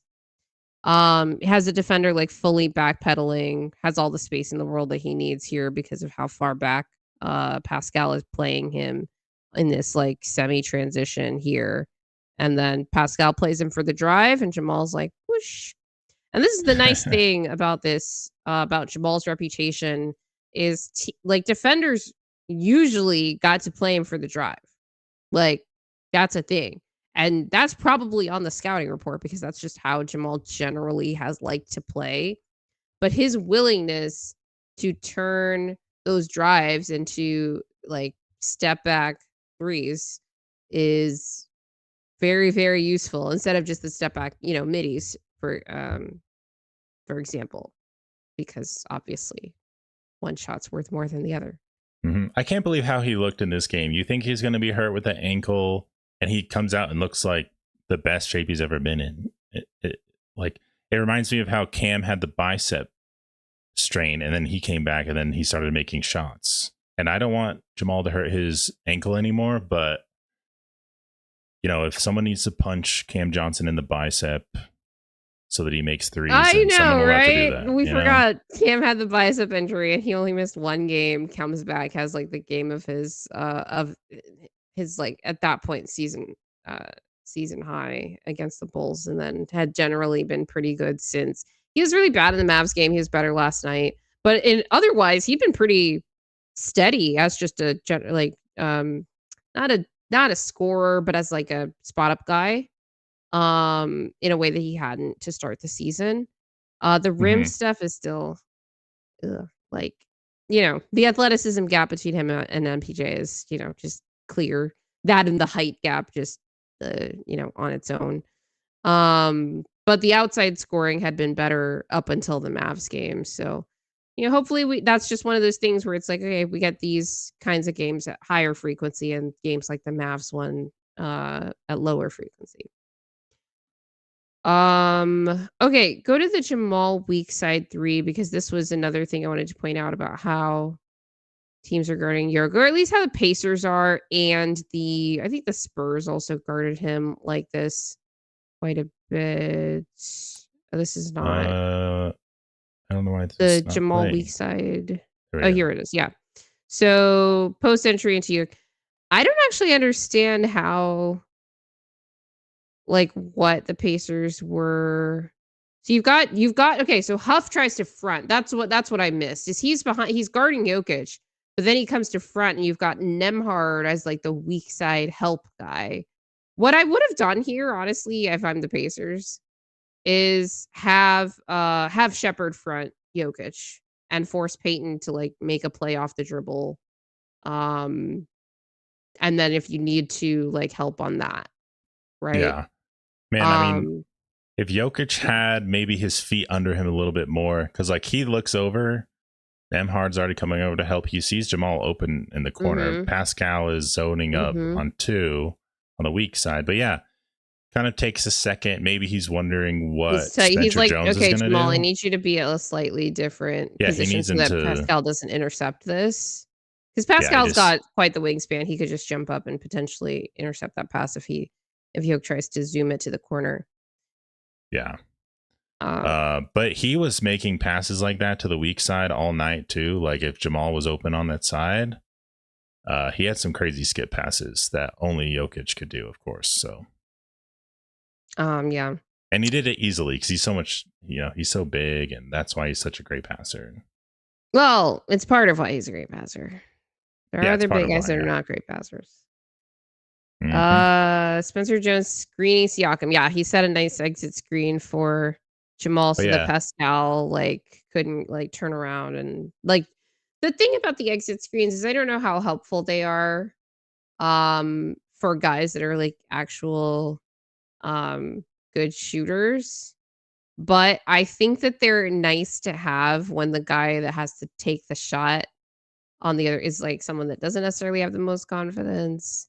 maybe is going to hesitate if he sees a defender maybe coming, like flying out, even if they wouldn't get there in time.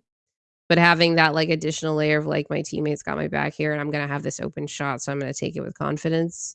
That's my like pet theory about exit screens right now. Also like keeps the ball from getting intercepted on the way to the intended target. I see you've got some clips here. Jamal's Zoom.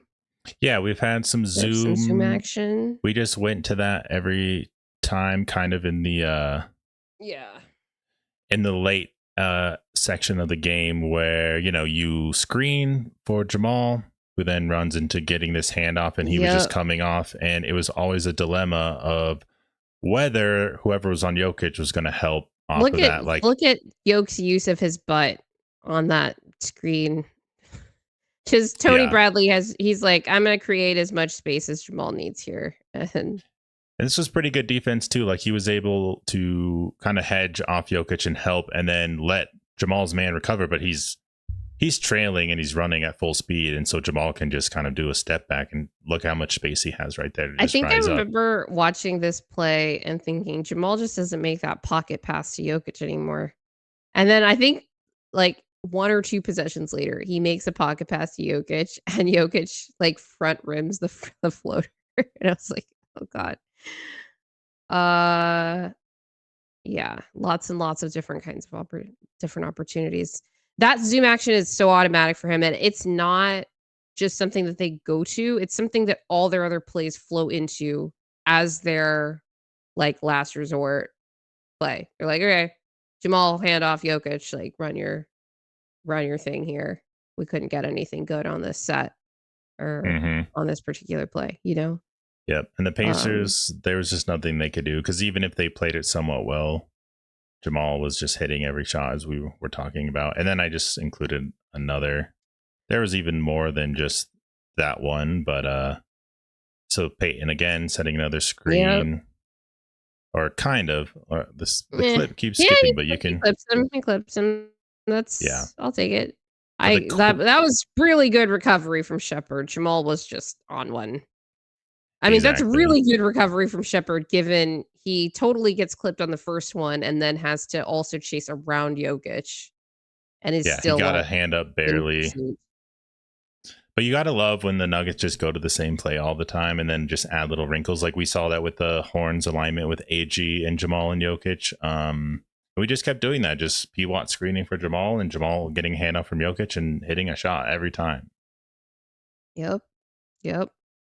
And once Pwat learns how to execute those slips consistently, it's curtains for the league. Except OKC apparently, because they just don't, lose games. Yeah, but real quick though, before we go to the defense versus the Mavs, what did you think of Jamal in this game? I mean, I know he's incredible. Did you feel frustrated at all, just being like, I wish we had this Jamal all the time, or were you just happy and just loving it and loving seeing the blue arrow?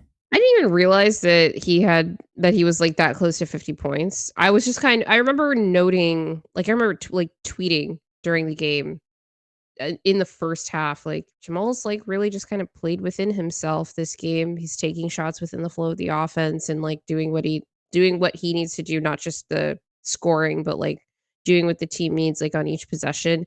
And I was noting it, I think, during his stint with the bench, because Adelman had been trying this thing the last few games of like Cam as the solo stagger for a few minutes, and maybe like Bruce is like the initiator, but can't, like they're playing through Cam. And a few times it's worked, and tonight or last night it did not work, and they needed to bring Jamal back onto the floor and whatever. And I was just wondering, like, how is this gonna not upset the balance, but does it change the balance of like how, like what they're doing out there? And so it's like Jamal, Cam is still out there, and Bruce, and maybe Jamal subbed in for one of the other bench guys.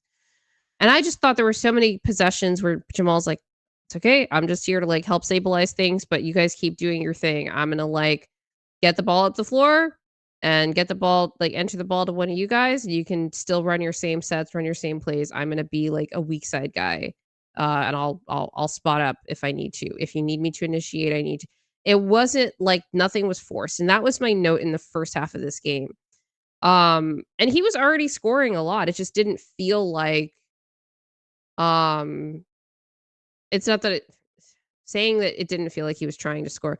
It's not like it never at any point before the 4th quarter felt like a game where Jamal's trying to go for 50, if that makes sense. Oh And so yeah. the way I felt about it was like that was like a perfect game from Jamal. He was decent defensively. He played within himself on the offense. Got a little like maybe a little too aggressive toward the end, like chasing the 50 points and whatever. Got there. But it was just like didn't throw off the flow of the offense or anything. Just I'm here. Maybe you could say like some of the transition pull up jumpers but you have to like live with that if you like once a guy's on a heater, you just kind of like have to let him like continue to cook until he cools down. And we've seen Jamal cool down sometimes in games like these for sure. And I do think that he did a little bit toward the end there where he was no longer making 100% of his jumpers. But I just thought it was a really good like that's Mhm. about as, like, within yourself you can get on a 50-point game without being AG on night 1 of the season, right? Yeah, but he had 11 attempts, 10 for 11 from three is crazy. But were you happy to see that? Yeah, And then undeniably. Jamal three-point attempts, that's one of my stats, man. Like, yeah. it's And do you feel alleviated at all with these defensive concerns and losing to these teams? Do you feel better about it knowing that we have this form of Jamal, and like so much of like talk before the season and talk of the Nuggets outlook is like, how's Jamal going to play? Because we only go as far as Jamal goes. Does seeing him in this form make you feel better about the team's outlook, or are you just kind of like, good, get a consistent season together for Jamal, and yeah. then but we got to fix these issues? Yeah, consistent because, like, the offense hasn't been the problem all season, like, all season, except apparently in the clutch where it's only average, but then the defense is, like, even worse than it is on average in the clutch. The team needs to get their defense together because I don't wanna waste good Jamal games. I will say against I think it was the Spurs. It's a really bad Jamal game.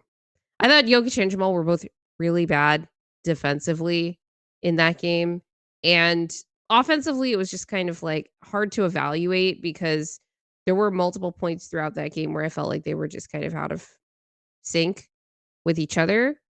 But defensively, especially, both of them were really bad in that game, and I thought there was that back and forth that in I'm going back to the Spurs game again, um, between Jamal and Devin Vassell where they're kinda jawing at each other. Jamal, goes down, hits a pull-up 3, and then, like, doesn't get matched up in transition, and Vassell gets a wide open pull-up 3 on the other end.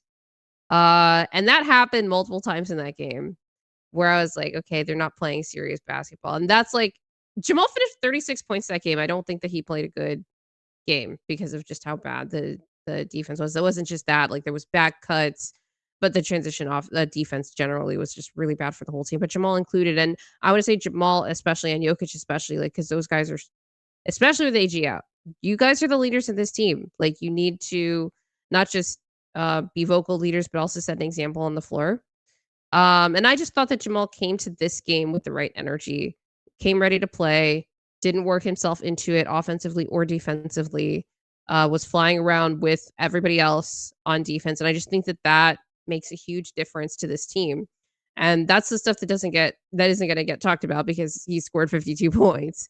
But it was just like a really good all around game. And I want to, see more of that from him, obviously. It does make me wonder though, especially with the injuries.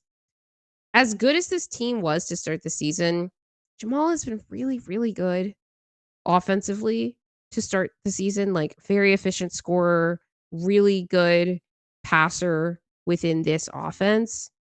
And it just makes me wonder like what the team would have looked like if he had started slow like he normally does because of how Cam started the season as a scorer and, like, Jokic had the first 2 games were like, "Is he washed?" Like, were some of the takes. Um, and it so I know that the team has had some really impressive wins early, not just the ones against good teams that were close, but the, blowout wins against bad teams, like taking care of business wins early, not so much in the last couple of weeks, at least not consistently. But I still feel like they're kind of teetering on an edge and all of these little things add up. And I would like them to continue to build their margin for error if they can Mm. by defending better and winning their home games so that they're not in a really annoying and unnecessary seeding race at the end of the season. Um, yeah.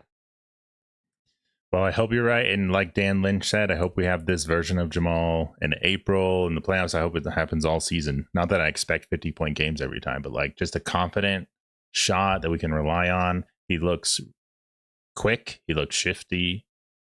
And that's what I want for that position. But yeah, like still questions with the Nuggets for sure and concerns. Like I think if you're a fan and you're worried about certain aspects of the team and looking at roster holes, looking at certain players not playing exactly how you would want, like that's all fair. But like we're always going to have a shot once we get to the playoffs if healthy. And I'd rather have injuries right now than later. So yeah, hope AG heals up. I don't want him to like sit until the playoffs, but at least sit until you're confident that you can like rehab that hammy and not flare it up again because it's a sensitive injury. And like I still like our chances as good as OKC looks. I would like us to defend more so that AG does not feel the need to rush back. Also, like I think that is a good value add to playing better defense over the next few weeks. And I'm still confident in Jared Dudley. Like I think he's a very good coach. And I mean, I don't know he's if it's new. just I don't know. Like I can only evaluate what we've seen. And we saw some good stuff early, but it's like, well, I don't know what's sustainable. Is this going to be an Adrian Griffin situation where the Bucks should be playing better defense, but they don't, and then he gets fired in the middle of the season? Not that I think that Jared Dudley would get fired in the middle of the season, but it's like, is the defense that they're playing just not compatible with this roster kind of thing? Yeah, I don't believe that because I think the players should just be playing better. Like I think they're capable of it. And we've seen it in stretches, but then they just like don't after that, That's important too to realize. And sometimes they're quick to get on coaches and like the scheme and all that, which is definitely part of it. You got to put players in position to succeed. But like I think a lot of the times they are put in the right spot and they're just not either trying or it's just breakdowns and whatever. So getting reps, getting consistency, it's still early in the season. So yeah, for sure.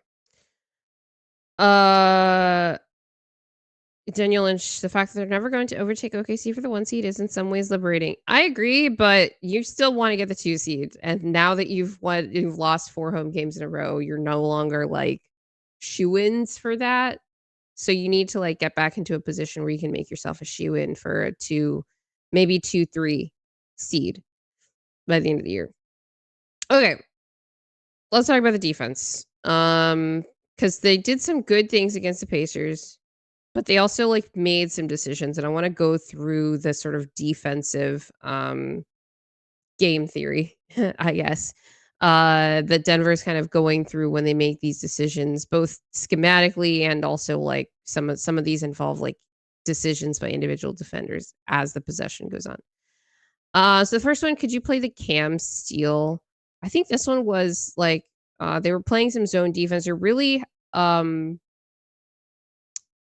really playing the gaps.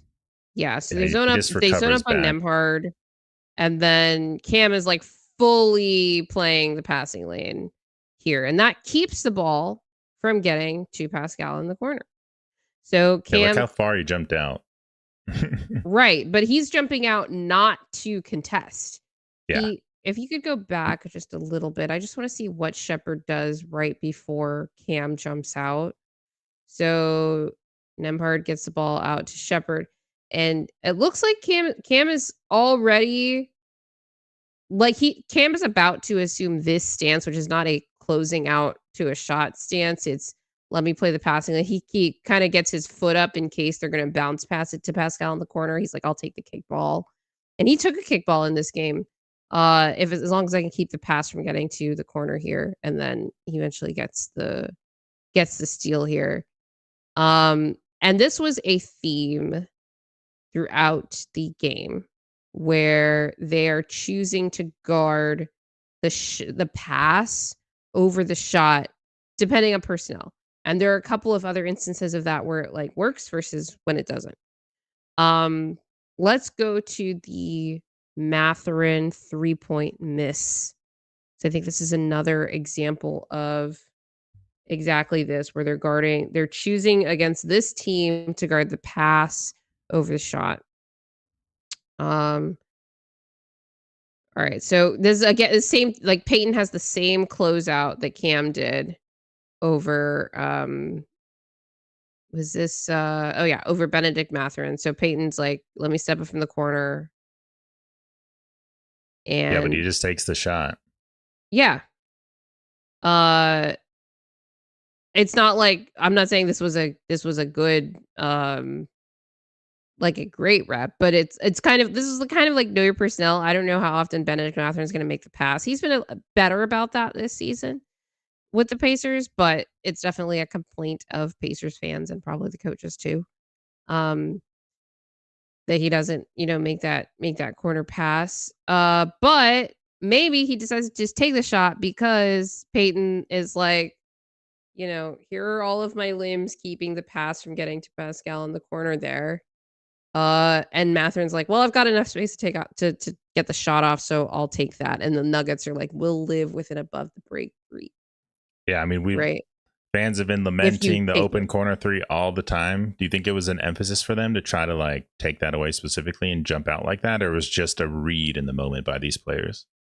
Well, I've got more examples, and we can maybe by the end of these you'll have a maybe we'll come to a consensus there. By the way, that was a good rebound by Jamal, tapping the ball into I think Jokic's area to keep the Pacers from getting an offensive rebound. This is a team that does like to crash the glass. Let's go to the Ben Shepherd 3. So this is another one. This isn't a half court possession, so they're kind of scrambling here. Peyton stays in the paint to try and help on a Benedict Mathurin drive that happens because you rewind a little bit. Spencer Jones, I think, closes out a little bit. He's stopping the ball. Stops the ball. Okay.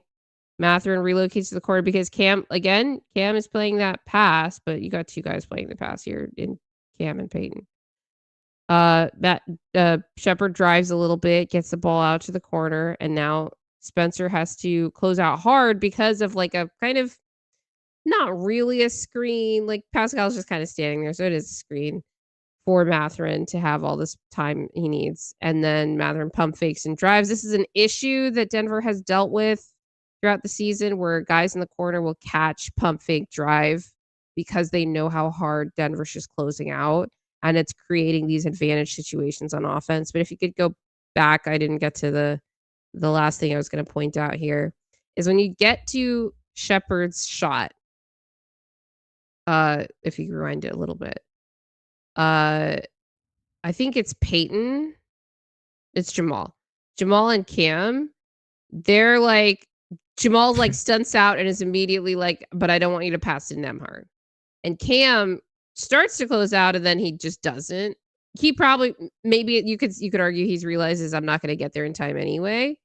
He was doing the same thing. Like, I would rather guard Siakam. I'd rather guard the pass or guard the guy who the pass might go to. And that was a consistent theme throughout this game. Let's go to the Pascal missed 3. All right.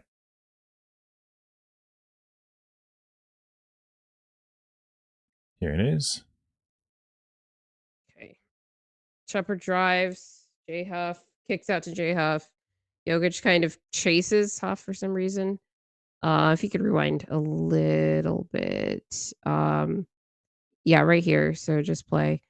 J Huff drives. I think he gets it to so he gets it to Mathurin here. And Mathurin here makes the extra pass. And Jamal knows that's what he's gonna do. He tries to make it a little bit difficult.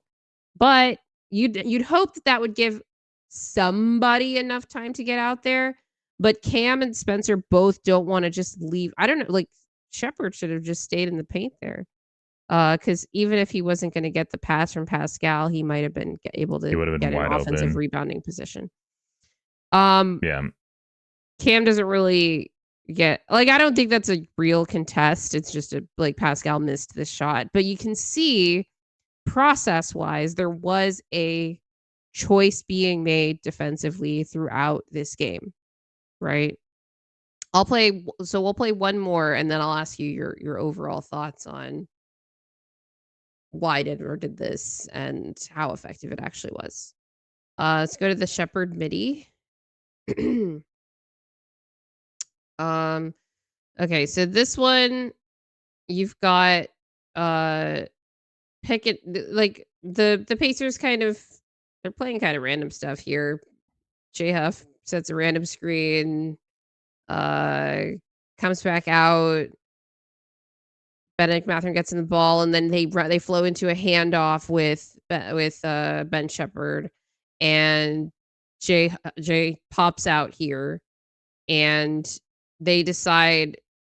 I mean, I called this a veer switch in my notes, but Tim Hardaway Jr. doesn't actually switch onto Huff. He just kind of plays the pass back to J Huff so that Shepherd can't just easily get him the ball back to take that easy catch and shoot three. I think Jokic is directing Tim to do that. I think he's directing him to switch, to be honest. He's telling him to switch out onto the pop. Onto the pop. And Jokic is like, okay, but here's the thing. It's Ben Shepherd. He had a really good, I think he went 5 for 5 in this game. It's hard to tell a player this is the guy that you want to force to make a play at the rim versus be a jump shooter.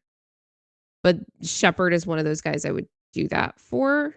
But it's not like he's not an amazing jump shooter either.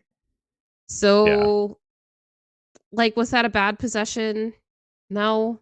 Was it the best one? No, because they scored, right? But it's just kind of you could see that there were clear directives. In particular, a lot of these clips involved Ben Shepherd. I didn't group these things by Ben Shepherd involved plays. I was just looking for instances where we were, because it seemed to me when I was watching the game, we seemed to be playing the pass a lot. And it seemed like whenever Ben Shepherd was involved, especially, but there were a couple of other guys too. They were like, we want to play the pass. We want to play the pass. We want to play the pass. And it's not always, here's the difference with Denver and a team say OKC. When OKC is playing the pass, we are playing the pass to get a turnover. When Denver's playing the pass, they're we're trying to make the pass difficult. Sometimes you get a turnover, in the case of that Cam steal. In other instances, you get a guy who wants to pass but has to take a shot and it's less comfortable for him, right? Or you play the pass and just make the pass difficult and give the defender a chance to recover because the pass wasn't totally on target. And I think with Denver, the fact that the force the turnover option isn't as high on the priority list is part of one of my gripes, and in terms of easy, what's the low-hanging fruit that actually plays into some of what they do defensively, what they want to do defensively. I'm not telling them to change their schemes. I'm telling them to kind of recalibrate their priorities within certain schemes. This was not a section that was meant to push my Nuggets need to force more turnovers agenda. It was really meant as this is a discussion piece about the decisions that are being made defensively, schematically with this team right now. And it seems like these were not, even the times when the guy makes the shot, these were not defensive breakdowns. These were choices being made. And I don't know, are they data gathering on this to see what works? Part of this is scouting, a large part of this is scouting reports, because like I said, this isn't every possession from the game. And a lot of these did involve certain players that you would expect to be more pass first guys. And so it's okay, are they doing different things with different players? Probably. But this was one of the recurring themes of last game, and I just wanted to know your thoughts on Yeah. that. Looking at the Losing my tape and voice. like how quickly Cam jumped into that passing lane and preventing the ball from going to the corner, like my first thought was that it was like a game plan thing. It could have been like no corner threes for Pascal. Like, you know, you're on Pascal, no corner threes, so jump out there. I mean, and Ben Shepherd was 5 of 5. He hit 3 threes. So it's like you don't want to leave Ben Shepherd open from 3, but he didn't shoot it that much. Maybe he could have Right, punished them especially more. like a good catch and shooter, like, and willing catch and shooter, but he's not gonna be like a big pull-up 3 guy. Yeah. He's Even this, younger. Like, right? I When get like wanting to everybody's injured and whatever. like game plan more for Siakam or Nembhard or those types of players. And I think that was probably a part of it, is like a personnel thing as well. But I'm You're like, let's hoping, keep the ball from even getting to Siakam. yeah, exactly. Honestly, Like I would going into prefer the that ball in game, Siakam's hand more because I thought that Peyton did a good job on Siakam one-on-one. It was really when Siakam like ran him off of screens. But when you're in a late, if you get to a point where it's like pass, pass, pass, ball finds Siakam, and it's like a later clock situation, probably unlikely to get another screen in that situation. And it's like, okay, now it's just Siakam versus Peyton in isolation. I kind of like that. But I can also understand the philosophy of like, let's try to do our best to keep, like, once the ball is in other guys' hands, let's try to not encourage it to get back to the best players' hands too. yeah, I think that was definitely an emphasis. And if cutting off those passing lanes to the corner could lead, I mean, we did get one turnover out of it, that Cam clip. If that could lead to more, that'd be great. I mean, I think it's, you know, the Pacers are a little bit, obviously they're injured, no Tyrese, so they don't have Yeah. that prototypical type of playmaker that may be able to punish things like that. And in this case, Ben Shepherd is not as experienced in doing that type of thing. So you dare him to make some plays, make some bad passes like he just did, where you can intercept. Peyton almost did intercept some passes on those passes to the corner that we saw, even when he was a little late on plays. Putting his hands up and intercepting that pass to Matherin in the corner was almost there. And yeah, I mean, going into the game, no AG, you got to think Siakam's like the biggest worry of like taking over the game and destroying you. But you don't, obviously Pwat's a great defender. He can guard bigger, lankier players like that.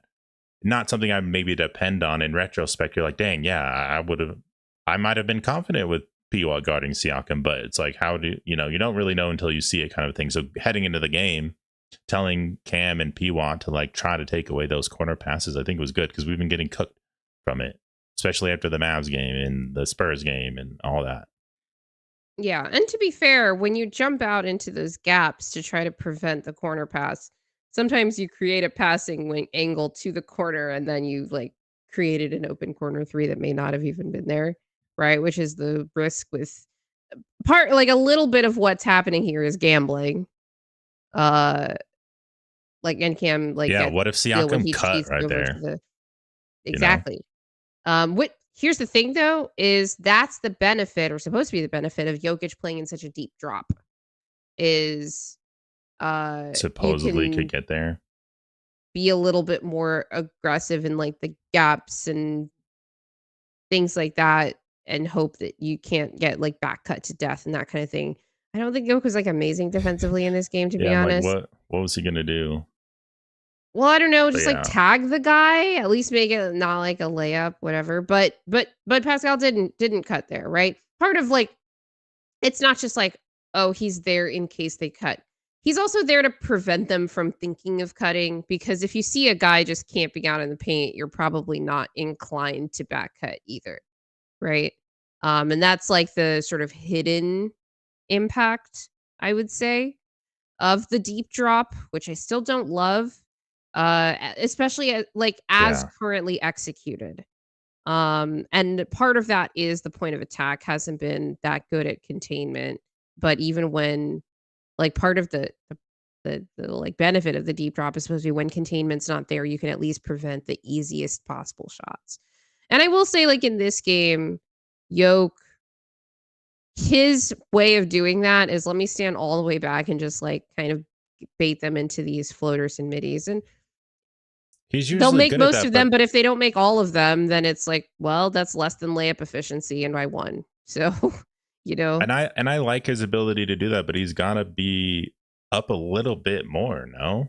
Because it's like it's so deep, he actually can't contest, and it's like not even like a lot of these players are so confident they just see Yoke there and they're like, "Oh, I'm supposed to shoot it right now." right, Like and that's why they're it's not like questioning themselves. it should also be personnel dependent, right? We're talking about like a very depleted Pacers team, Yeah. right? You're not even sure. I wasn't sure that Ben Shepherd would even take that midi that he made.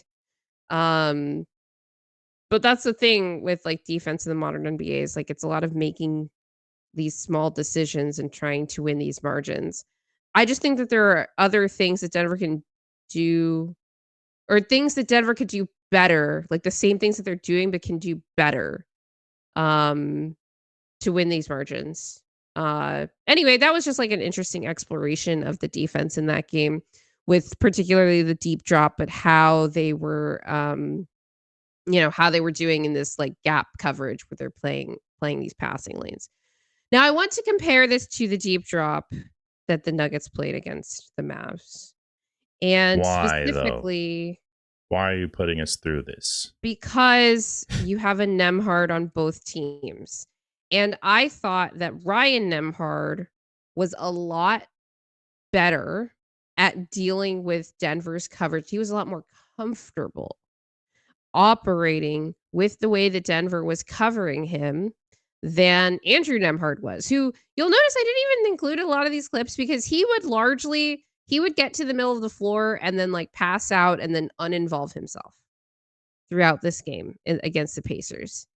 And Ryan Nembhard said, I'm going to take every possible comfortable pull-up jumper from the middle of the floor and I'll play make out of it. Um so if you could bring up the Ryan Nembhard pull-up one. Yes.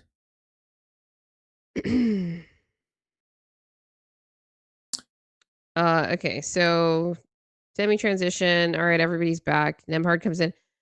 You're gonna notice, by the way, and everyone like, is this a bad defensive possession? Okay, Bruce gets briefly caught on a screen. He jumps out and like late contests on like a firmly outside the paint. If we get there, keep It going was weird because they passed the ball inside to to this inside the Powell, zone, right? and Bruce turns to look at him, and then he just passes back out, and then it's like, oh shit, I'm getting I screened. think Bruce turned to see if he was going to get screened. It didn't stop him from getting screened, but Yeah, no, I know, but it was just like you don't want to be in this position, just like right. standing there, You and then want you to have be to turned rotate around. all So the way that was around. this was like on Bruce, but again, But look how deep this drop is with Val. look Like to how your he went. point, look how deep the drop is with Val. To your point, Well, yeah, because they were in a zone. They were in a right? 2-3, and so he was. Honestly, this could have been a defensive 3. um, but yeah, you get a firmly outside the paint mid-range jumper from two-way player Ryan Nembhard. This is second quarter, one of his first buckets of the game. If you go to the second pull-up as well. But like Nembhard didn't hesitate. He didn't like stand there and like assess like, oh wow. Sometimes guys get in there and they're like, oh shit, I'm so open right now. What do I do? And that's what I felt like Nembhard did. Andrew Nembhard did. This was that Cooper Flag? Who's at that screen on Jamal? That was a pretty Yeah, good screen. kind of moved up into it and was moving his feet, but whatever. It's the NBA. Yeah, like whatever. He's That's a trailing. good screen. And Jamal, like, recovers late and Nembhard doesn't hesitate to take that shot. Yoke is in like super deep in that drop. The other thing is here, what's Ryan Nembhard on the scouting report? Like, let's be completely honest here. They Like, were not two-way player ready. Ryan Nembhard, who, let me look up how many games he's actually played more than 5 minutes for the Mavs this season. He started playing more than 0 minutes a game 2 games before they played the Nuggets. So, like, in retrospect, especially after he completely cooked the Miami Heat, by the way, only 15 points, but 13 assists in that game. and the Mavs were absolutely cooking. In retrospect, this game was not as bad as it felt in the moment in terms of like the defensive game. It wasn't good because these shots were still wide open, but it was not like, oh my God, they don't care, this, that, and the other. Yoke needs to be a little bit higher here, but you're also like, I don't even know who this guy is, and he might be able to get to the rim on me, which he does later in the game, by the way. So I'm just gonna like I'm gonna live with this pull up here, and hope that like Jamal or whoever can recover in time to contest that. I Right? didn't even think Jamal was like that behind. Even No, it's I just, didn't but either. yeah, That's the but it thing. was just a decisive pull up and Decisive. confident. Yeah, That I yeah, hate and that's it. the It thing. kind of, and Ryan Nembhard also went to Gonzaga, followed his brother Andrew Mhm. Nembhard there, and it hurts my heart a little bit seeing this Gonzaga guys cooking like this, and then we get Julian Straw there, who I was very also high on and wanted the Nuggets to get, and just hasn't been able to put it together yet. But whatever. Did we get the That's wrong a Zag? discussion. Possibly. Let's go to the Ryan Nembhard 3 because this one I thought was an actual defensive breakdown.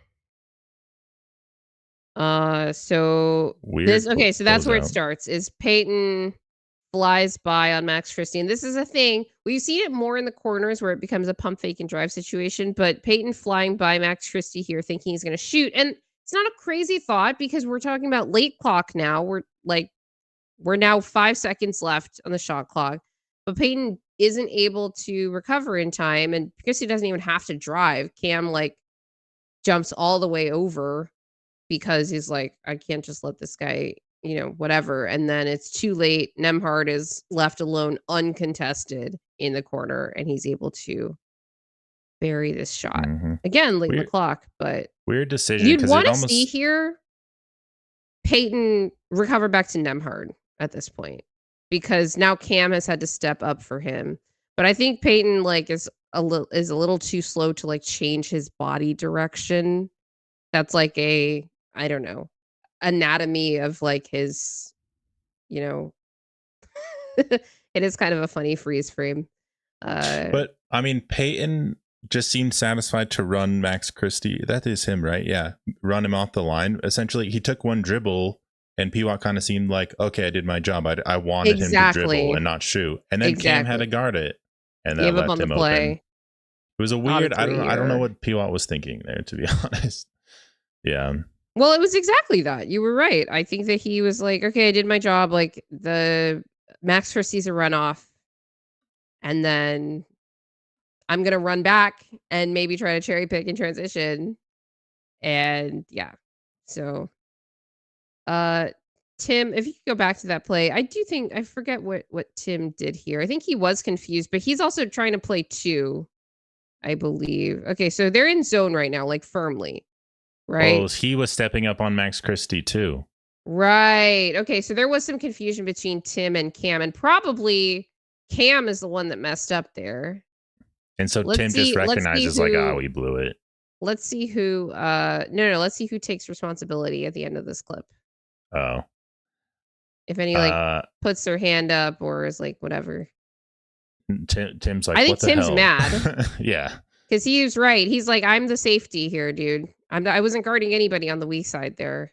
Or it was strong side when AD was over there because they were zoning up on AD, basically. I mean, theoretically, he's one pass away on that drive, so Cam's supposed to go up there. And 3 people in the corner is crazy. You can't let a team score on you when they let you guard like 2-on-3 in the corner there. That's bad spacing. You should be able to recover, but that was a breakdown. So I like that play because that was one of those where it's like the first 2 were like not great defense, but understandable. This one was like clear breakdowns and like some giving up on the play.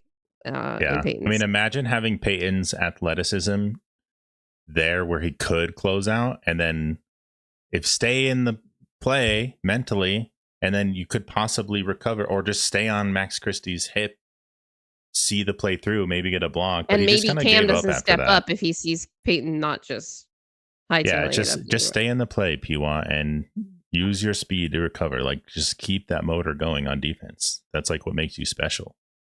I had a couple more. We don't have to go through all of them. Let's go to the Nembhard late clock 3 because I don't remember what that one was. I was putting this together at like 3:00 in the morning. All right. So this one was. So I remember this point in the game because Peyton had been getting really badly screened by Dwight Powell all game, and I guess they're in a zone now. And Ryan Nembhard had been cooking him just off the dribble. And so they're like, so Peyton just like steps up to Dwight Powell for some reason. I guess because he has the ball. This one doesn't make a lot of sense at all. Bad play from Pwat. They didn't even need to pass it to Powell there. Like he could have just thrown it to Ryan Nembhard. Although maybe Pwat was expecting Pwat that. Being there was like, okay, you get it because you have a better angle. I don't know why he. Dwight Powell killed us in this game, by the way. He's involved in every single one of these plays just as a screener. And here a pass or two. He made a baseline midi jumper in this game. I was shocked. I was like, oh, okay, I guess this just happens to us now. Should have been a switch there or something like that. It looked like this was one of the ones where I'm like, I don't think Peyton communicated that when he got like kind of screened. Like, I don't even know how he ended up behind Dwight Powell there. It felt like he was more worried about Powell. Like, I'm gonna guard him because Jamal's on him, so I'm the better matchup. But Jamal kind of tapped Pwat on the back, like go up there and get Nembhard. But then they switched anyway. But that was whatever. You like, expecting him to pull up from there? Crazy. I mean, with that much time on the clock, yes. Oh yeah, true, on the clock. Yeah. Yeah, I don't think they were aware of that. You got to get up in, guys. This is another thing, and this is a difference. This is an execution difference between. I want to stop saying OKC because they're not the only team that does this. They're just the best example that comes to mind. When you're in those late clock situations and you pick up your dribble, OKC swarms you. And it's not just like, okay, 3 guys go on you. Sometimes just the one defender who's on you absolutely swarms you. Like, no, I'm on you like white on rice because I know that you are under duress from both me and the shot clock now, as opposed to being like, okay, you got all this space now. What are you going to do? And just kind of like letting the clock.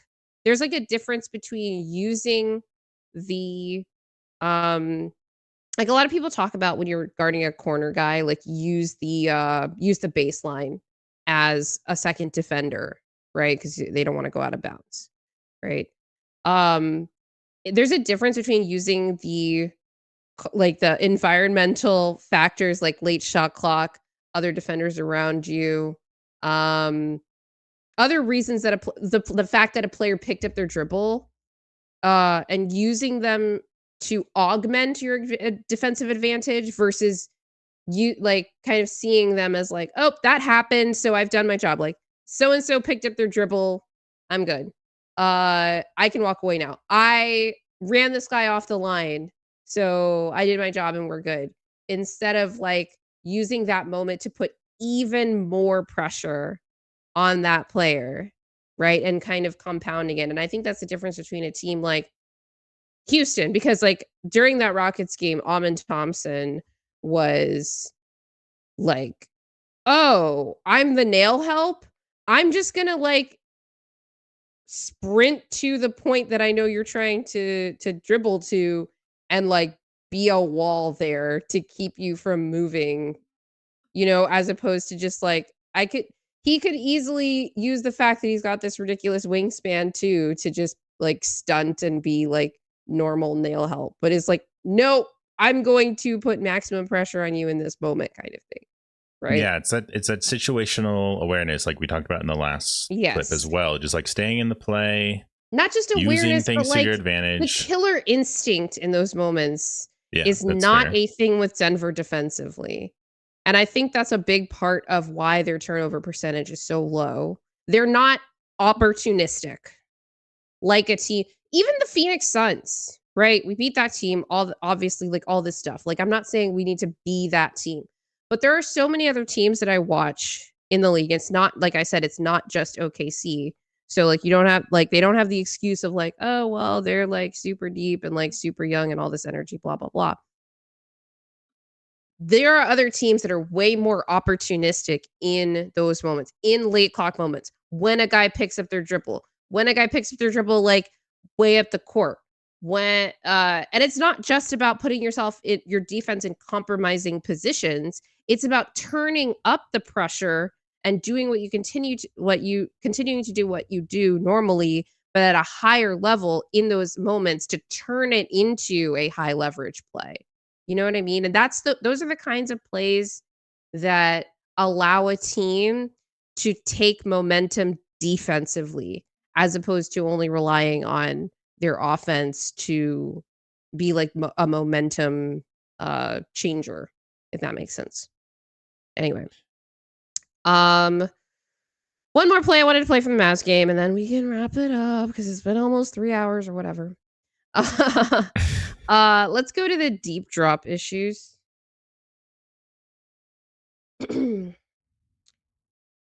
This was just, I think, this was the most egregious one. Jesus. Because it's like, well, he got to the rim anyway. Snakes his pick and roll. Peyton is like confused because he's like, I don't know which direction he's gonna go. Nice flat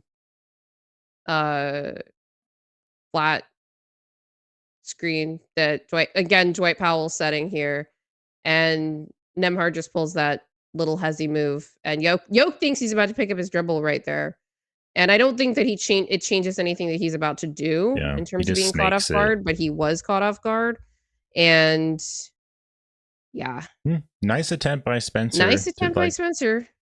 But damn, just a good dribble and then finish. Yeah, it was a good. That just honestly, a mature play by him. If not for Spencer's attempt, he might have gone for the pull up there. Yeah, but Spencer's nail help forced Nembhard to improvise there and get even deeper. And it was just curtains on this particular. I almost think he decided to go for the layup right as Spencer went in, and it was good timing and controlled by him. That's a mature play to snake that pick and roll and then just have the patience and then strike at your opportunity with that explosiveness. Oh, Ryan Nembhard. These damn so Gonzaga point guards, man. I know. Are they the next surest thing after Kentucky guard? I don't know. I mean, we used to do that. That used to be us. Guys, Jamal had 52 last night. Yoke just doesn't know he's a power forward. I don't know that he's doing that either. Yoke plays all positions. Besides... I actually, so just on this note, a lot of these were about Nembhard scoring. I actually went back to the clips and I thought I was going to be really annoyed by the Nembhard playmaking because he had 10 assists, 0 turnovers in this game. But honestly, it was mostly just him being a game manager. Mavs are running a set and he's getting the ball to exactly the right place. Often it was Klay Thompson running off a bunch of screens and then coming off a final pin down and Nembhard gets him the ball, that kind of thing. Or a play breaks down and Nembhard is able to find an open guy somewhere, which is good plays. I want to give Nembhard credit for that, but it was less, his assists were less about bad defense from Denver on him and more not being able to guard the plays. So for example, Klay Thompson definitely targeted Tim Hardaway Jr. a few times, trying to run him off some stuff off the ball. I will say, Tim, on those plays, Tim was not lost off the ball. It was just he got clipped by multiple screens and couldn't catch up to Klay. And then Klay just happened to be making his shots last night is the other thing. It's not great because it's well, you need somebody who can try to keep up on those plays. Maybe you'd want to encourage probably more switching in those situations. That is still something that I think Denver has not gone to a lot, is good switching. And not even good switching, just switching in general. And I'm kind of curious about how, is that a Jared Dudley thing? He's he's one of these guys that doesn't believe in switching. I don't believe that. I don't think you can not believe in switching, but believe in zone defense. I don't think that's a compatible view. So that's something I'm looking forward to as the season goes on. And maybe it's let's wait till we get all our horses back personnel wise, so that we have good matchups that we feel comfortable switching with. But yeah, that was the Mavs game was not great. It was still not the worst defensive effort of the season. It's not even bottom 3, unfortunately, because of the Bulls, Spurs, and yeah. And each of those bad losses were unique in our way to lose them. Yeah. It was still a bad transition defense game. They need to be better. I'm just glad Jamal gave us this, at least to like spark some kind of hope and just vibes back, because it had been a stretch of bad losses. So yes, and if he had been out multiple games, then we're missing 3 starters, could have been disastrous. So I'm really, considering everything, happy to see that. To see that he's healthy and playing at this level is crazy. So, and I think we'll stabilize. Yeah, I'm checking out the Kings at Nuggets. If they have a 3-game homestand, a 3-game stretch, whatever. The week of Christmas, including the Christmas Day game.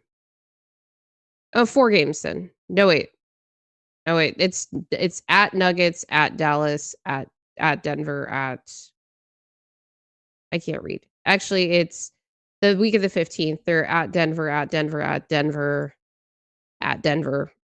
And then they play the Mavs in Dallas on a back-to-back. So they'll have something coming up, but it'll take a couple weeks. They're on this Eastern Conference road trip right now, which is great. 3 games, and then they play the Kings in Sacramento. Like, oh my god, I just want to be done with that team. I just want to be done. They played them 3 times in November. So and annoying. Now they got the Kings in a makeup game. Can they start I guess there's no trades right now. I know they're going to trade a lot of their players, but won't be till they're going to try. Play them a million times. Just because you want to trade players doesn't mean that they're going anywhere, as we know all too well. Take Zeke. They took Dario. You need their package deal. They just forgot that. Yeah. I just feel like Zeke should be a Pelican. The universe wants Zeke to be a Pelican. Well, he is a Pelican. He plays to the level of a Pelican. All right. That's been too long. That is the cue to sign off for the day. So if you have made it this far, we appreciate you guys the most, and that's why you guys get the super tired, sleep deprived takes of me, and Will is probably not sleep deprived. You feel like somebody that really values their sleep. When I can get it, yeah, for sure, I would. Okay. We appreciate you guys. If you like our content, please remember to hit the like button, the subscribe button, as well as the notification bell. Leave us a review on your favorite podcast platform. And remember to follow us on socials. All our links are in the description. And always remember that winning is fun and losing sucks. And that's why we haven't done a podcast after a loss in several weeks.